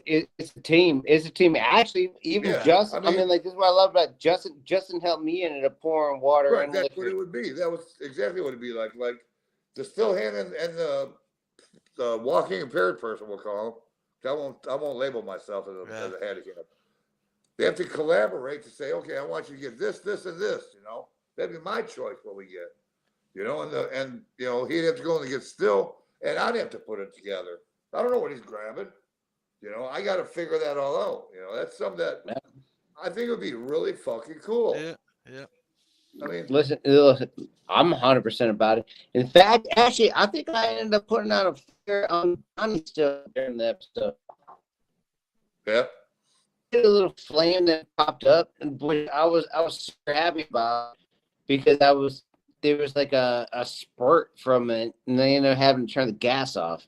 But I'll let you know, like my one goal going on in the show is like, if I ain't gonna win, at least I'm gonna set something on fire and then leave. Right. Didn't happen, and then the end of it, I think I may put out a fire. Those burners are the most finicky things I've ever messed with in my life. Oh yeah, and Donnie is such a the fire burners, like the bottom one. Oh, the banjo burners. Yeah. They were so fidgety. Shots. You gotta get fucked up tonight now. I like the bell better than the vibrating sound. I'm gonna be having surgery here in 3 weeks, and I don't want to remember. You know, I'm gonna try and enjoy the next 3 weeks. I won't be able to drink when I'm on. Justin. Yes, sir. I'm saying I'm super sorry, man. I mean, like I got my wife staring at the side of my head. It's actually our anniversary tonight. Oh, happy anniversary! Oh, really? Yeah. Happy anniversary. Thank you. But I'll let you know that like I'm super happy and proud to say that I was on that episode with y'all. Oh, y'all best I will let you know, Donnie. I love you, motherfucker. I love your ass. Yep, absolutely the same. I would 100% go against you because of your competitive spirit any other day, except for that day that you won. But I'm saying the other day, guys, you're Michael I would have been happy about it, man. You're palate for food. I'm gonna find you in Montana. But I'm telling you, Justin, I'll let you know the beer's looking good. And on top of it, it was well deserved. Work to do. Thank you, John. I appreciate it. It was well deserved. If anything that comes from the show, I hope it ends up being that you get to follow your passion in this industry. Yeah, that's what I'm hoping for. Like it is something that even sitting next to you for maybe a day or two, like I know you're very, very passionate about it, and I hope to God that you're able to follow that. I appreciate that a ton, brother. And I'll tell you, Donnie, I'm gonna find you in Montana, and you and I we're gonna eat and drink. Hey. And actually, not in Montana. I got a question. Because the end of the year, and I know you're once a year to Japan. The end of the year, my wife is turning, so I mean, like we're going to Japan. So I'm gonna find you. Sound good, John, did I'm gonna come find you in North Carolina, John. You don't have a choice. If you come here, you guys don't contact me. I swear to you. I mean, like listen. I like corn, but not that much. I mean, like Man, as a Carolina guy though, you got to come to Maggie Valley for Summer Jam this year, Yes. and meet a lot of people. Yes. I don't know what you're talking about. Like what do you don't think I'm not there already? Well, were I'm you there currently last year? sitting in Lake Lure. Yeah. Oh, I know I've that. wanted Yeah, to that's do a fine. couple of them. But were you I've there talked to a last year? couple of- Oh no, I've talked to a couple I of didn't go there. I didn't go there last year. already. No. I've talked to So some- like obviously with Helene and everything else, like no, we kind of stayed away from it. Yeah, I've talked to one or two other master distillers that are on the show coming up. And I know I've seen them around Maggie Valley at the Hillbilly Jam. So Yeah. you got to show up. I got a question. All right, Donnie, did you tell them about your passion? No, I didn't. I no. To be honest, like I kind of kept everything like on the DL. All right, Because you know where I'm getting at, buddy. Would you? I'm talking about your breakdancing. Oh, Santa, play that clip. Oh, I didn't have time to get it, man. I didn't have time to. hold on, Donnie. You didn't tell me about this. He's got a video on his Instagram of him dancing to Michael Jackson. Hold on. Oh yeah. I give you kudos. Wearing my fur jacket. Good job. Hold on, Yeah, Donnie. Good job. You do know I grew up in the '90s Detroit rave scene, breakdancing. Now that I've won Michael Jackson breakdancing Santa, go to my competition, page and I'll get it to you. Is it on your are page? you kidding me? Donnie, Nah. I see a battle in our near future. Definitely. I didn't mean to throw you under the bus, brother. You That's have all good. no clue. Like the only reason why my wife's with me is because I know how to cook and dance. Like Oh, is it 100%. Is it on Copper 100%. Steel? Next time. Like Christina. Nah, Yeah. she might be sleeping by now. Is it on Hold on. Is it not true? Yes, it's true. Roger? Yeah. Did I you will- post it on Copper Steel or where'd you post it? Go to his well, you ain't got Instagram. Donnie, can you pull that up? How would I share? I don't know how. I'll do it. Yeah, I don't know how I would share it. Is it saved as an MP4? I don't recall, Santa. I'm talking to Donnie. You had that saved as an Oh. MP4. Nah, it's just on my Instagram. Donnie be What's- dabbing. What's the file format? Whatever whatever that Instagram is. I don't know. The movie format? Yeah, like a reel, a JPEG, probably. Right. All right. Where'd you post it, Roger? Dude, I didn't mean to throw you on the bus, okay? But I thought that was fucking pretty cool. Here, So Santa, I'm where, sending it to you right now. Santa, I'm sending it to you right now. all right, send me the link. Y'all got to see this. I mean, it's badass. You may have put it on your I phone. moved like that when I was 18. Hey, I'm gonna give a shout out to Fort Benton, Montana, the Be Social and the Palace. Those are my jams. So everybody in Fort Benton that's watching right now, there we There go. you go. All right, here we go. we got to do a shot first. Let's You do a send me shot the link? for Donnie. Hey, Donnie, this is for you, brother. Donnie, Come pie, come pie.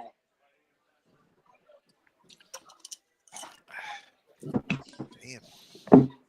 I meant to do this earlier, but I don't have control of the stream yard on this side. listen, I'm gonna leave y'all with this. All right. Hey, Happy anniversary, brother. John, I'll send you Hey, the video, brother. Love you, bro. Cheers to you guys. Stan, pleasure meeting you. Oh yeah. Nice meeting you as well. And Drunk, hopefully Uncle we'll see you Drunk, at Maggie Uncle Valley this Drunk, year for Summer Jam. glad you got out of fucking Detroit. Oh hell yeah. Glad you got out of Hog Detroit. heaven. I'm in hog Donnie, heaven I with can't you. wait to have another fucking meal. Cannot wait to have another fucking meal with you. And We gotta get Justin, together, brother. and Justin, John, we I gotta ain't get never together. seen fucking something more well deserved in my entire life, and I appreciate every one of y'all. And I hope the appreciate you too, best. brother. I wish the best. I hope that God bless every one of you in your entire fucking goddamn life. Hey, That John. you wake up in the morning, you get everything you want. Hey, John. We'll We'll talk to you soon, brother man. John, Hey, John, cheers. us Macomb County boys got to get together and have a dinner Hey, or something. cheers, guys. All right. Cheers. Cheers, man. Oh, my lip. I love all y'all.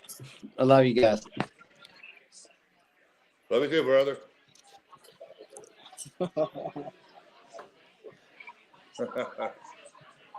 Awesome stuff. Yeah. Hell All yeah. right. Did you send me the John, link, I didn't Raj? mean to throw you under the bus, or Donnie, I didn't mean to throw It's you all under the good. bus. I love saw it. that, I love like, it. God damn, that man's got moves.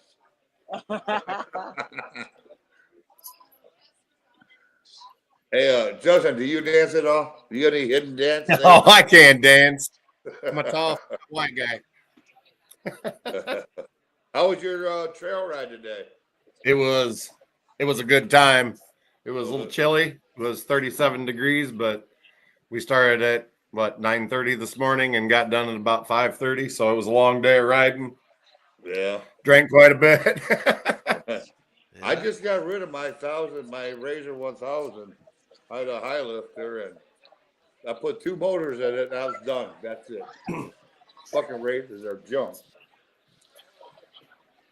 But Shannon, did you get that video? Did you send it? That's what I'll have to. Yeah. I'll have to go over Where- to Montana with Donnie and take a ride up there. They got good trail riding up there. Oh, Maybe that's yeah. what we can do. Heck I did yeah. pick up I Or did get pick up there and let 'em a rip. I did pick up a Honda, a 2023 Honda 520 Rubicon. I'd rather be on a 4-wheeler anyways. I mean, for what I use it for. I mean, I use it for hunting more than anything. And damn, that Razor going up the mountain, it scares all the fucking deer away. So, where did you send it, Raj? In a message? Facebook Messenger. Yeah, it's not showing up. You had anything come up, Donnie, as far as show stuff? You got to do any interviews or anything? No, nothing exciting. Wait, I'm surprised. Wait a second. This Hold is on. the first one. Wait, we're not exciting? This is the first most exciting thing that I've done. Nothing fuck prior. with it. So what do you think of that idea? You know, bringing all 3 of the contestants on the Saturday before the episode, and then bringing them back to the Wednesday after the episode. No, it's a good time. Idea. It lets you guys get to know us a little bit better, and it gives us a chance to, sit back down and shoot the shit again because, And say things that you couldn't before, yeah. well, you become damn good friends while you're on there, and at least that's how I feel. And you just, whatever it is, I'm looking forward to me. I mean, I talk to several people. I meet new people every year, and I'll talk to them all year long. And then Maggie Valley hits, and that's where we're going to meet, and that's what we do. I mean, that's how I met Santa, and several guys. Oh my God, I couldn't tell you how many. But it's so cool that we're able to do that. And Donnie, you got to make it down to Maggie Valley for Hillbilly. 100%. I'll make my way that direction for sure. Just a matter of time. It's Yeah, a lot we of will. fun. You're a It traveler. is a lot of fun. I gotta get my liver ready for that one. It sounds like. Yeah, you do. Yeah. Santa, you want to tell them the war stories? Huh? Did you want to explain the war stories about Maggie Valley? About the parking lot parties? Oh yeah, How many jars of liquor on the picnic table? it's pretty wild. It's there's fucking a lot of crazy. good liquor to be drunk, and there's a lot of bad liquor.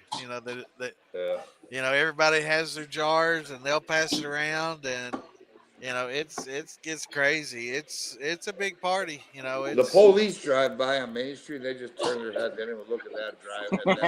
The boys. They just say, "Yep, fuck them, crazy Yeah, redneck." yeah. As long as you're But not you'll be coming honorary redneck when you get there, Donnie. Redneckery. redneckery. Redneckery. Yeah. We'll throw some redneckery on you. Yeah, there you go. Yeah, There redneckery you will go. happen. I might have to let you lose my mobility chair to race another guy in a mobility chair to beat. There's some redneckery. I'm undefeated down there. I'm undefeated at every festival I've been to. Nice. I haven't lost a race on my mobility chair yet. Yeah. But we have a blast down there. I mean, it's such a fun time. It'd be awesome. I mean, you both get down there, and it'd be awesome. All three of y'all can make it. Oh man. Yeah, that would be fun. Bam, bam, bam.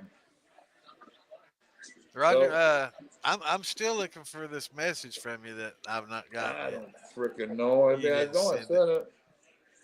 Are you still looking for the dancing? Yeah. I don't think it got sent. I know I sent it, buddy. Oh, stop. What am I going to do? That StreamYard link I sent you still there.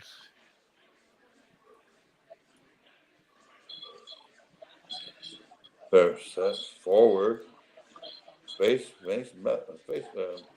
well, whatever it is. Goes of Justice Will. Dude. Justin, I mean, fucking Donnie's throwing down good. I mean, I was fucking impressed. I was like, that can't be him. And he's even wearing a full fur jacket. Looks like it's got some ears on it. Yep. There you go. Yeah. There you There you go. go. There you go. That's awesome. That's Donnie B. Little, Davin. little moonwalking going Donnie on B. there. Davin. Yeah. Donnie be jamming. Hey, that shot's time. Donnie be jamming. God damn, brother. You got the moves. Really? Thank you. Thank you. Appreciate I mean, it. What they didn't show was the 10 girls that come I grew up- chasing after him I grew after up that's in taken. the early 80s with hairband and stuff. And I thought I could dance. I tried to dance to Prince. I was like, what the fuck am I trying to do? I figured out I ain't doing that. Prince was pretty badass back then. But to see you do that to Michael Jackson, yeah. You had every move right there. Yeah. Definitely. How much liquor did that take? Yeah, did that take? Not that much. No. Nah. It would have taken So- the whole fucking bar. No. So Justin, did they say anything about? Do you get an official jar that you're going to make, and if so, which one they're going to pick? The word was that appetizer, they're main still going to course, do or the that. Dessert. They are still supposed to do that, but they got 3 to pick from. I don't know which one they do, and they probably have about 5 years to figure it out at this point. It sounds like. Yeah. So.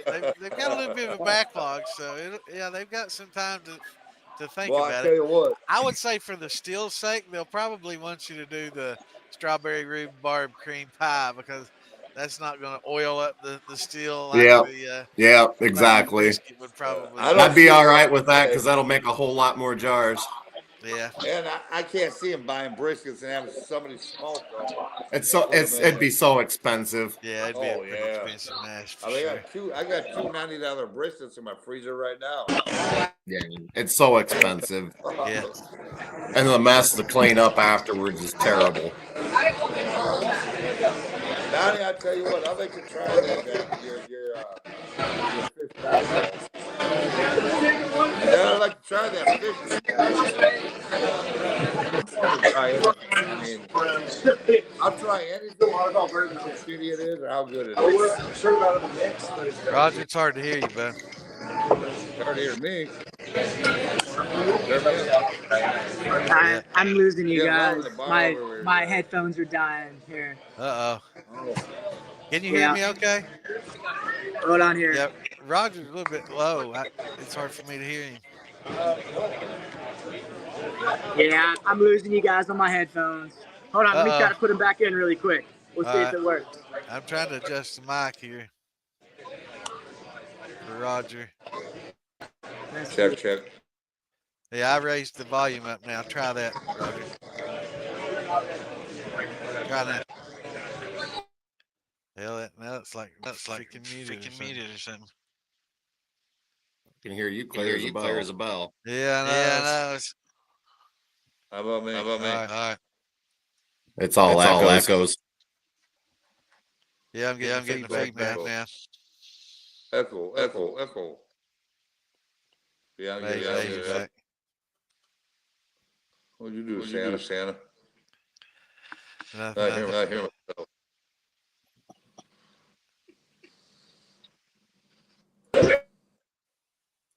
So how far was that ride, Justin? I think we did about 100 miles today. Really cool. Can you guys hear me okay? Yeah. Not Okay. Yeah. I think I'm gonna have to jump off. I'm losing connectivity and everything. All right. So. All right. But, All right, brother. But I want to thank you guys so very much for having me. I really appreciate stay it. in touch. Like it's an honor and a privilege. Justin, you're the fucking man, bro. Like congratulations, my dude. You deserve it. Like honestly. And then like give a shout out to Montana and the Bulldog. Thank you, Bulldog, for letting me like record in here. I really appreciate it. But guys, thank you so much. Hopefully we'll do this again. Keep in touch. And for everybody out there watching, like, hey, Justin's the man. Like he did a great job. Like, all right, guys, have a great one. Really appreciate having me. Appreciate it. Thank you. brother. Jump on Facebook and Later, join brother. the Moonshine Militia. Join us Yeah. up, and we'll keep you up to date Like on all the Copper, different Still Outlaws, festivals and everything that's going on. Sounds great. Sounds great. And anybody out there, Donnie be dabbing. Check it out on Instagram. Later, All right, guys. Have a later, great Later, one. brother. All Later. right. Later. Love Thanks y'all. for Thank you. joining us. Yep. That's cool. Wild man. Yeah, that was a good show. So he's a pretty cool guy. I mean, I like chatting with him and then to meet him in person. He's cool. he's a good time. He is a dang good time. Hell yeah. Him and John are both, class acts. Yeah, they are. It'd be a good time to just get drunk and talk. I enjoyed tonight an awful lot, man. It was a lot of fun. Yep, absolutely. I'll get Definitely drunk with makes them you want to meet again. up in person and go to some of these nice restaurants. I look forward to tasting some of that. They wanted me to go along with them. I'm like, nope, I'm going to bed. You guys are going to be out late. Yeah, you can be hungover tomorrow. That's another edge. If I can run into him down there and say, hey, come to my cabin. I got steak. I got this. Tell me what else I need, and we'll, you cook. Yeah, I'm Amen. sure they just love to do that. Huh? I'm sure they just love to come to your cabin and cook for you. Oh, hell yeah, he would. Yeah. I definitely got to get down to John's Distillery down there. I want to hang out with them guys. They're all real cool down there. And Donnie, he's so adventurous. He can't ever pinpoint where he's going to be at, but I'll run into him here somewhere. We'll go get in trouble somewhere. I've watched his Instagram. He's been in China and all these other countries. He was in Japan forever, and he was out, like every night he'd be trying some different kind of drink somewhere and just living it up. Oh yeah. All right, I'm gonna give him a plug. I'll be right here. back. All right, he didn't want to do it, but I'm gonna do it for him there. So there's his Instagram for everybody on here that wants to go add him up and watch his dance and follow him on Instagram. There you go. There you go, Richard. Oh. Yep. Yes, pretty good show tonight. I was glad that Pretty they good. came on. It was a unique perspective to Yeah, what it's goes pretty on cool. with Master Distiller. A lot of people it's a lot of behind the scenes stuff that people don't really ever get to know some of the stories about what goes on and for you guys how short notice, We had talked about so how many short notice it stories. was for you and for Donnie both, it's just like boom, I got a call and a couple of days later I'm there, wow. Thanks, Daniel. Yeah, Appreciate it, brother.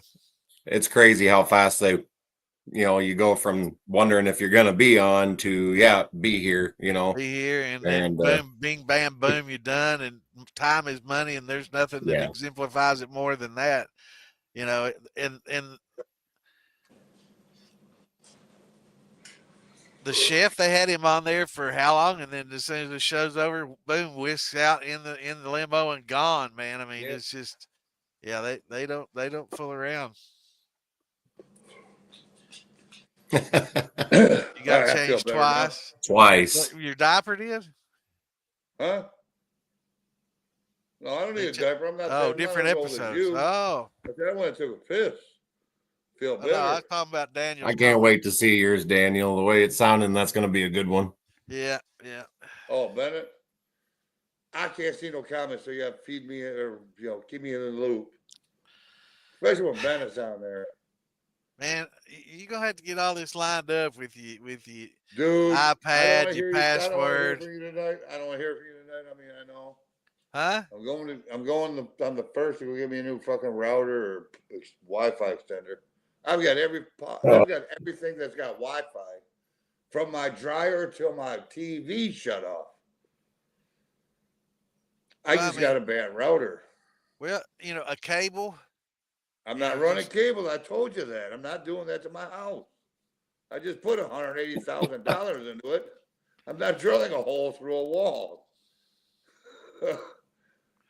I didn't say anything. I'm just saying for the show, you could undo the fucking cable, plug it in the fucking modem, and plug it in your laptop, and boom, be good to go. And then after the show, pull it out, roll it up, and stick her in the closets. It's not a big deal, bro. But you do whatever you got to do. But it would make it a lot easier on you. I like doing the show on my bar is what I like doing. I don't like being in the house. Right. I can't smoke. Whoa, fuck! I can't smoke in the house. God damn it! And I'm smoking in the house. Yeah. I'm smoking in the house. But just getting it lined up, man. Get that password, and because that iPad does a good job. The little iPad that you're using, the Apple one. That's what I'm using. Yeah, I know it's working good. But the phone that you're using earlier, it was cutting out a lot. But that you're using right now, it's not cutting out at all. So I went to the tablet. I figured I'd use a tablet, and then I don't know. Hey, well, some tablets don't work very good though. I don't live in the city with you like you do. I live in the mountains. I'm stuck with what I got. Hey, you got a fiber network comes into your house just the same as mine in the city, homie. So that makes no difference. But yours works better. Oh no, I'm that's hardwired. some bullshit. I'm hardwired, bro. I've got mine hardwired, and it's literally 5 feet from the modem, and I'm still hardwired because it's the speed. I know, but see, like I explained to you, my modem's in my living room.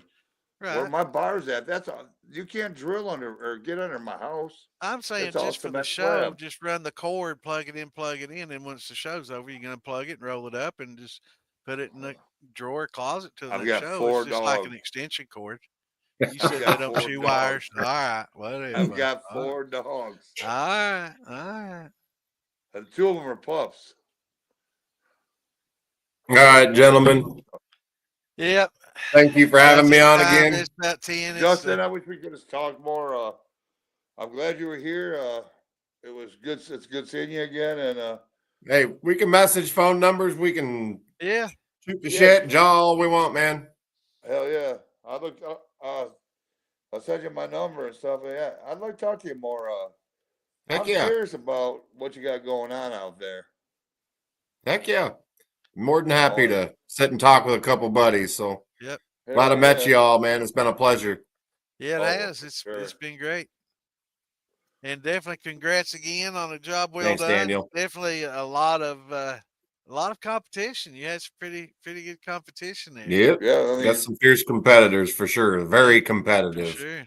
Master Stiller's getting harder and harder, obviously. Well, I mean, they're having to get more creative. I was watching one from last year, and they had to dissect or break down the drinks that what their mash had to be made out of. Right.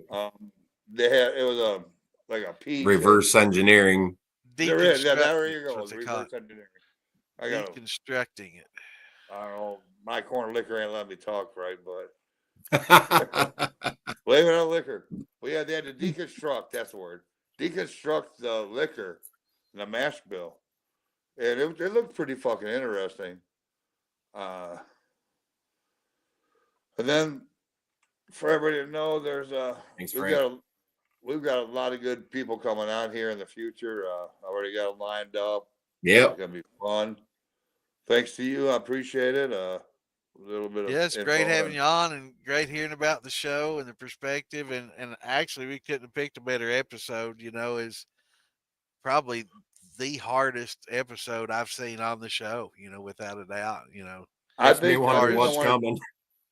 I think we'll continue doing the all 3 contestants. It's great content. I mean, because then we do the Saturday show, and we can learn about like we do with you. Where are you all from? How did you get involved? what's your first generation, fifth generation, blah, blah, blah. And then we bring you on after the episode airs, and we can hear we can find out how each of y'all, like tonight, felt, Right. I think that's a hell of a content. Yeah. Yeah. It makes for good shows. Yeah, it definitely does. No, that was a lot of fun. Absolutely. Yes, sir. Oh, we ain't done with you yet. You'll be back on, brother. Oh yeah, yeah, and we got you in the militia now. So hell yeah, you're a good people person. So I mean, that's what we need out here is people, yeah. people persons, people. people. We need people. Yeah, there you go. That's the moonshine talking. But yeah, I definitely want to try your shit, brother. I'm looking. Heck yeah, man. Santa, you need to get me your address. Yeah, I got it to you already. Yeah, I sent it to you already, and yeah, I mean, it'd be cool for you to be one of our first reviews because of how much we know you. I mean, we know you really well. I feel, and that'd be sweet. We're almost like family. Like, do I got a bed when I come out there? You know you do. All right, brother. Yeah, I plan. I'd love to do a lot more traveling. I just got some medical issues I gotta get taken care of. Like my shoulder replaced. I got neck surgery done after that, but after that, if they ain't got to do another shoulder surgery on the other shoulder, I'm looking forward to doing some traveling and stuff. And yeah, it'd be awesome to come out and hang out with you for a day and do a run with you or something, or yeah. I mean, just getting to know all you personally. Yep. No, we're gonna cross paths soon, so that'll be a good time. Yeah, Maggie Valley, brother. Yeah. All right. Need to get that put on the calendar and just etch it in and do it. That's definitely. Did they talk to you about going to a lot of these festivals and stuff and representing? No, they really didn't talk to us. They didn't really talk to us about much. They're in a hurry to get people in and out, and it's just I even asked questions afterwards. So we didn't know what happens now. When can we say anything? What can you tell us? And they're just in a hurry to get that production done, which you can't blame them. Right. They're spending a lot of money doing that, and they got to prioritize that. So right. But are you under their thumb to where if they say, "I need you at this festival, you got to be here"? No. Tell you anything about that? So we've talked to some other, we've talked to other master distillers, and they're like, "Well, yeah, we're under an obligation. We got to be there when they say we got to be there." I mean, if they want to pay my plane ticket there and my accommodations, I'm in. Yeah. But, I'm looking forward to seeing you in Maggie Valley, brother. We're gonna try to make her. You show up, I'll give you one of my T-shirts, free of charge. All right, man. Represent it well. Hell yeah. That's worth the price of admission, isn't it? Yeah. It'll be the Copper Still Outlaws T-shirt logo, but I think that logo is badass. Yeah, I gotta thank Damon Beatty all the way again for it. He done a badass job with what he's done. And Michaela, she originally tweaked it, and Damon's just improved it. So, good. But yeah, there's gonna be a lot of Copper Still Outlaws merchandise out there this coming year at the festivals, and awesome. I'm looking forward to putting everybody in my swag, whether it's in their hip pocket in a flask or out over their body on a T-shirt. Yeah. Hell yeah. That's what you got to work on now is getting a logo and stuff, and setting a booth. Yep. I got a few things I got to work on here. I got to get busy at it. So are you thinking about the distillery still? Are you thinking about? That's not going to be. I don't know if it'll be anything I do. I've been a business owner for the last 15 years, and I know the headaches and ins and outs that come with that. So, I'd like to work with somebody. I think is what I'd like to do. Right. So, If there's anybody out there that's willing to have me at some point in time, I'll sweep the damn floors to start off with if I have to. I don't care. So Talk to Alfredo Pena and talk to Amanda.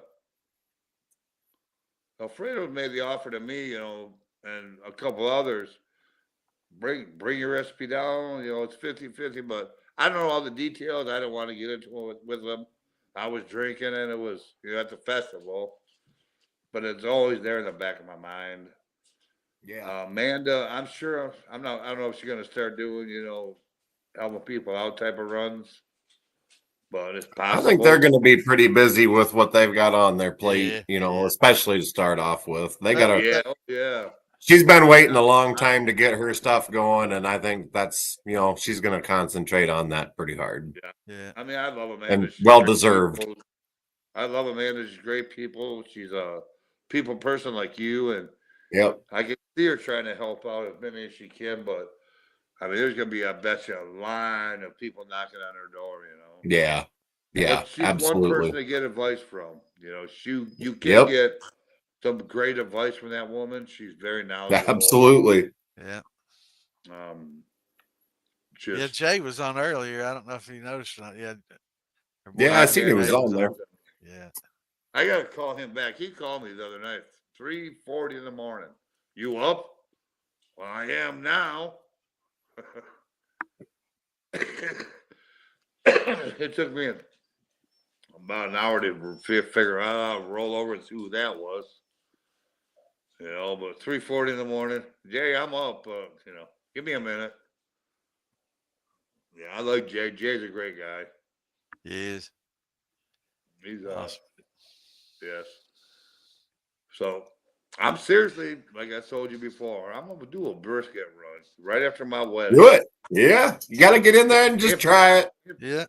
If not the day of my wedding, I might take a 5-gallon fill up north and just do a little run. There you go. Because you might want to do it beforehand. I figure I have my mash already there. I'd give that I'd try it once before. It's a little finicky. Yeah, I figure fuck it, I might as well do a run of liquor while I'm at the reception. I mean, welcome. Come and enjoy it. Yeah. Have some brisket in a jar. Yeah. Sounds That's awesome. Be pretty cool. I look forward to trying it. If you ever make, is it something that you've made before and you plan on making more of? And just made it at the show. That was it. So, it'll be made again at some point. Somehow, it'll be made again. It won't be long. Well, you got to make it so everybody can try it. Everybody's curious as hell. It's like, is this something you got to try? You got to taste it to believe it. And the bouillabaisse bourbon, it's just something that you got to try. When you hear it, it's like, wow, I've got to try that. I don't know if it's going to be good. Your brain just doesn't let you think it'll be good. I'm dying to try because it's something that seems so intriguing. It's like to drink a brisket. I can't understand it. Right. I mean, I'm a very texture oriented person. If I don't like the texture, I'm not going to eat it. Like I tried swordfish, spit it right out. Tasted fucking phenomenal. I couldn't get past the texture. So it's just going to be the whole mind over matter type of thing. Like, okay, I'm drinking liquor, but I'm tasting brisket. Is this right? Right. I mean, what the fuck's going on in my, it's going to be crazy. It's even better if you do it all as a meal too. One complements the other. Go right down the line. Who needs food? We got booze, man. I showed my my future wife your episode with how you did the strawberry rhubarb cheesecake. She's a rhubarb freak. I mean, anything she get rhubarb. Oh man, I want to me try too. That. I got to try that rhubarb. Well, wait a while, because you can't find rhubarb down here. That I noticed. Nowhere really? These hills, man. Yeah, they got it. Nowhere these hills over here they do. They should have some in like the frozen fruit section or something.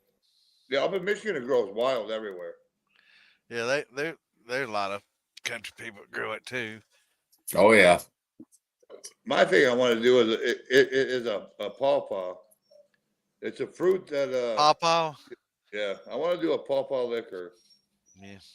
It's got a And, nonicin in it though. You have to worry about. I guess maybe distilling it. I'm sure it would get rid of the toxin.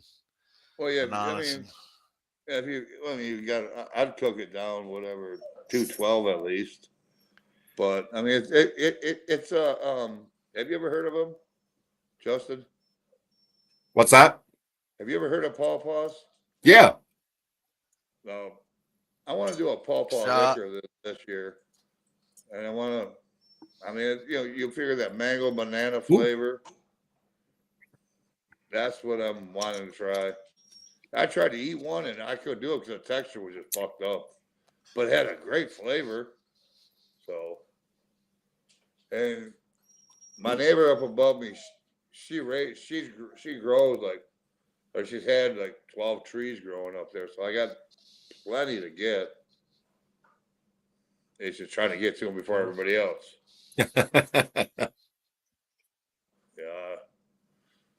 But another thing, I've got catfish in my fridge or my freezer, and I've got about 12 pounds. I'm actually thinking about trying to do a catfish liquor. There you go. Give her a try. Maybe love at the catfish. worst, you can eat the catfish afterwards. Yeah, steamed catfish. Yeah, I don't know. That But- might be a good way to cook it, but I don't think I'd want to drink it.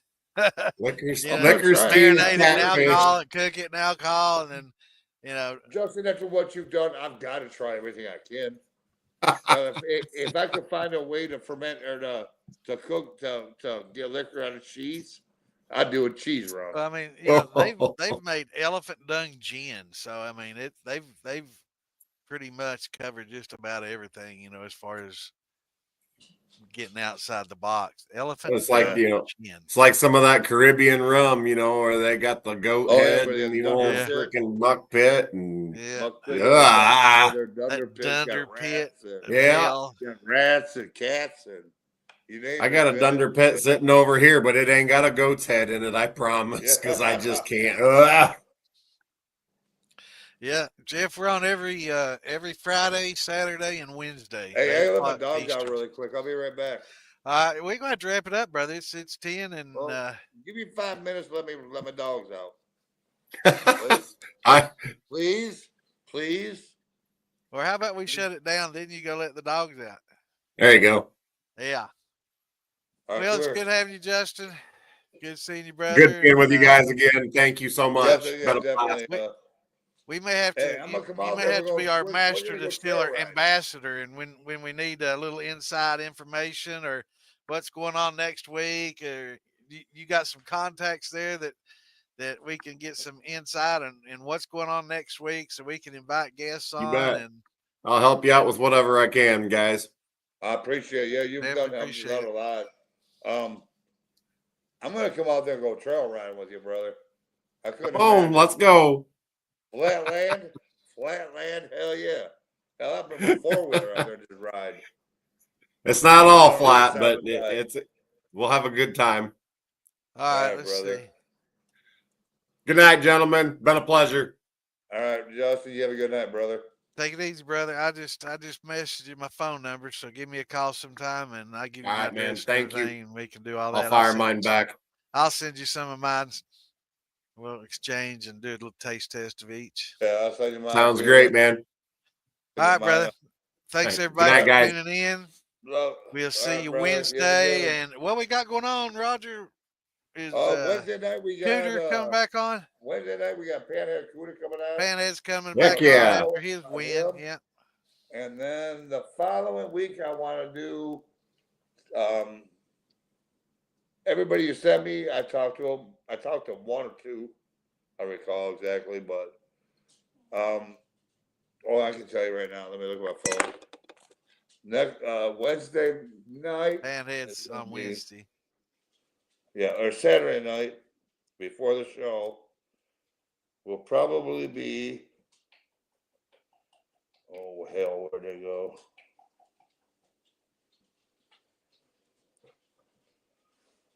There's got to be an easier way to keep track of people. That Taja Alexander, Jeremy Tyga. Craig, yeah. Yep. Jeremy Craig said he'll do it.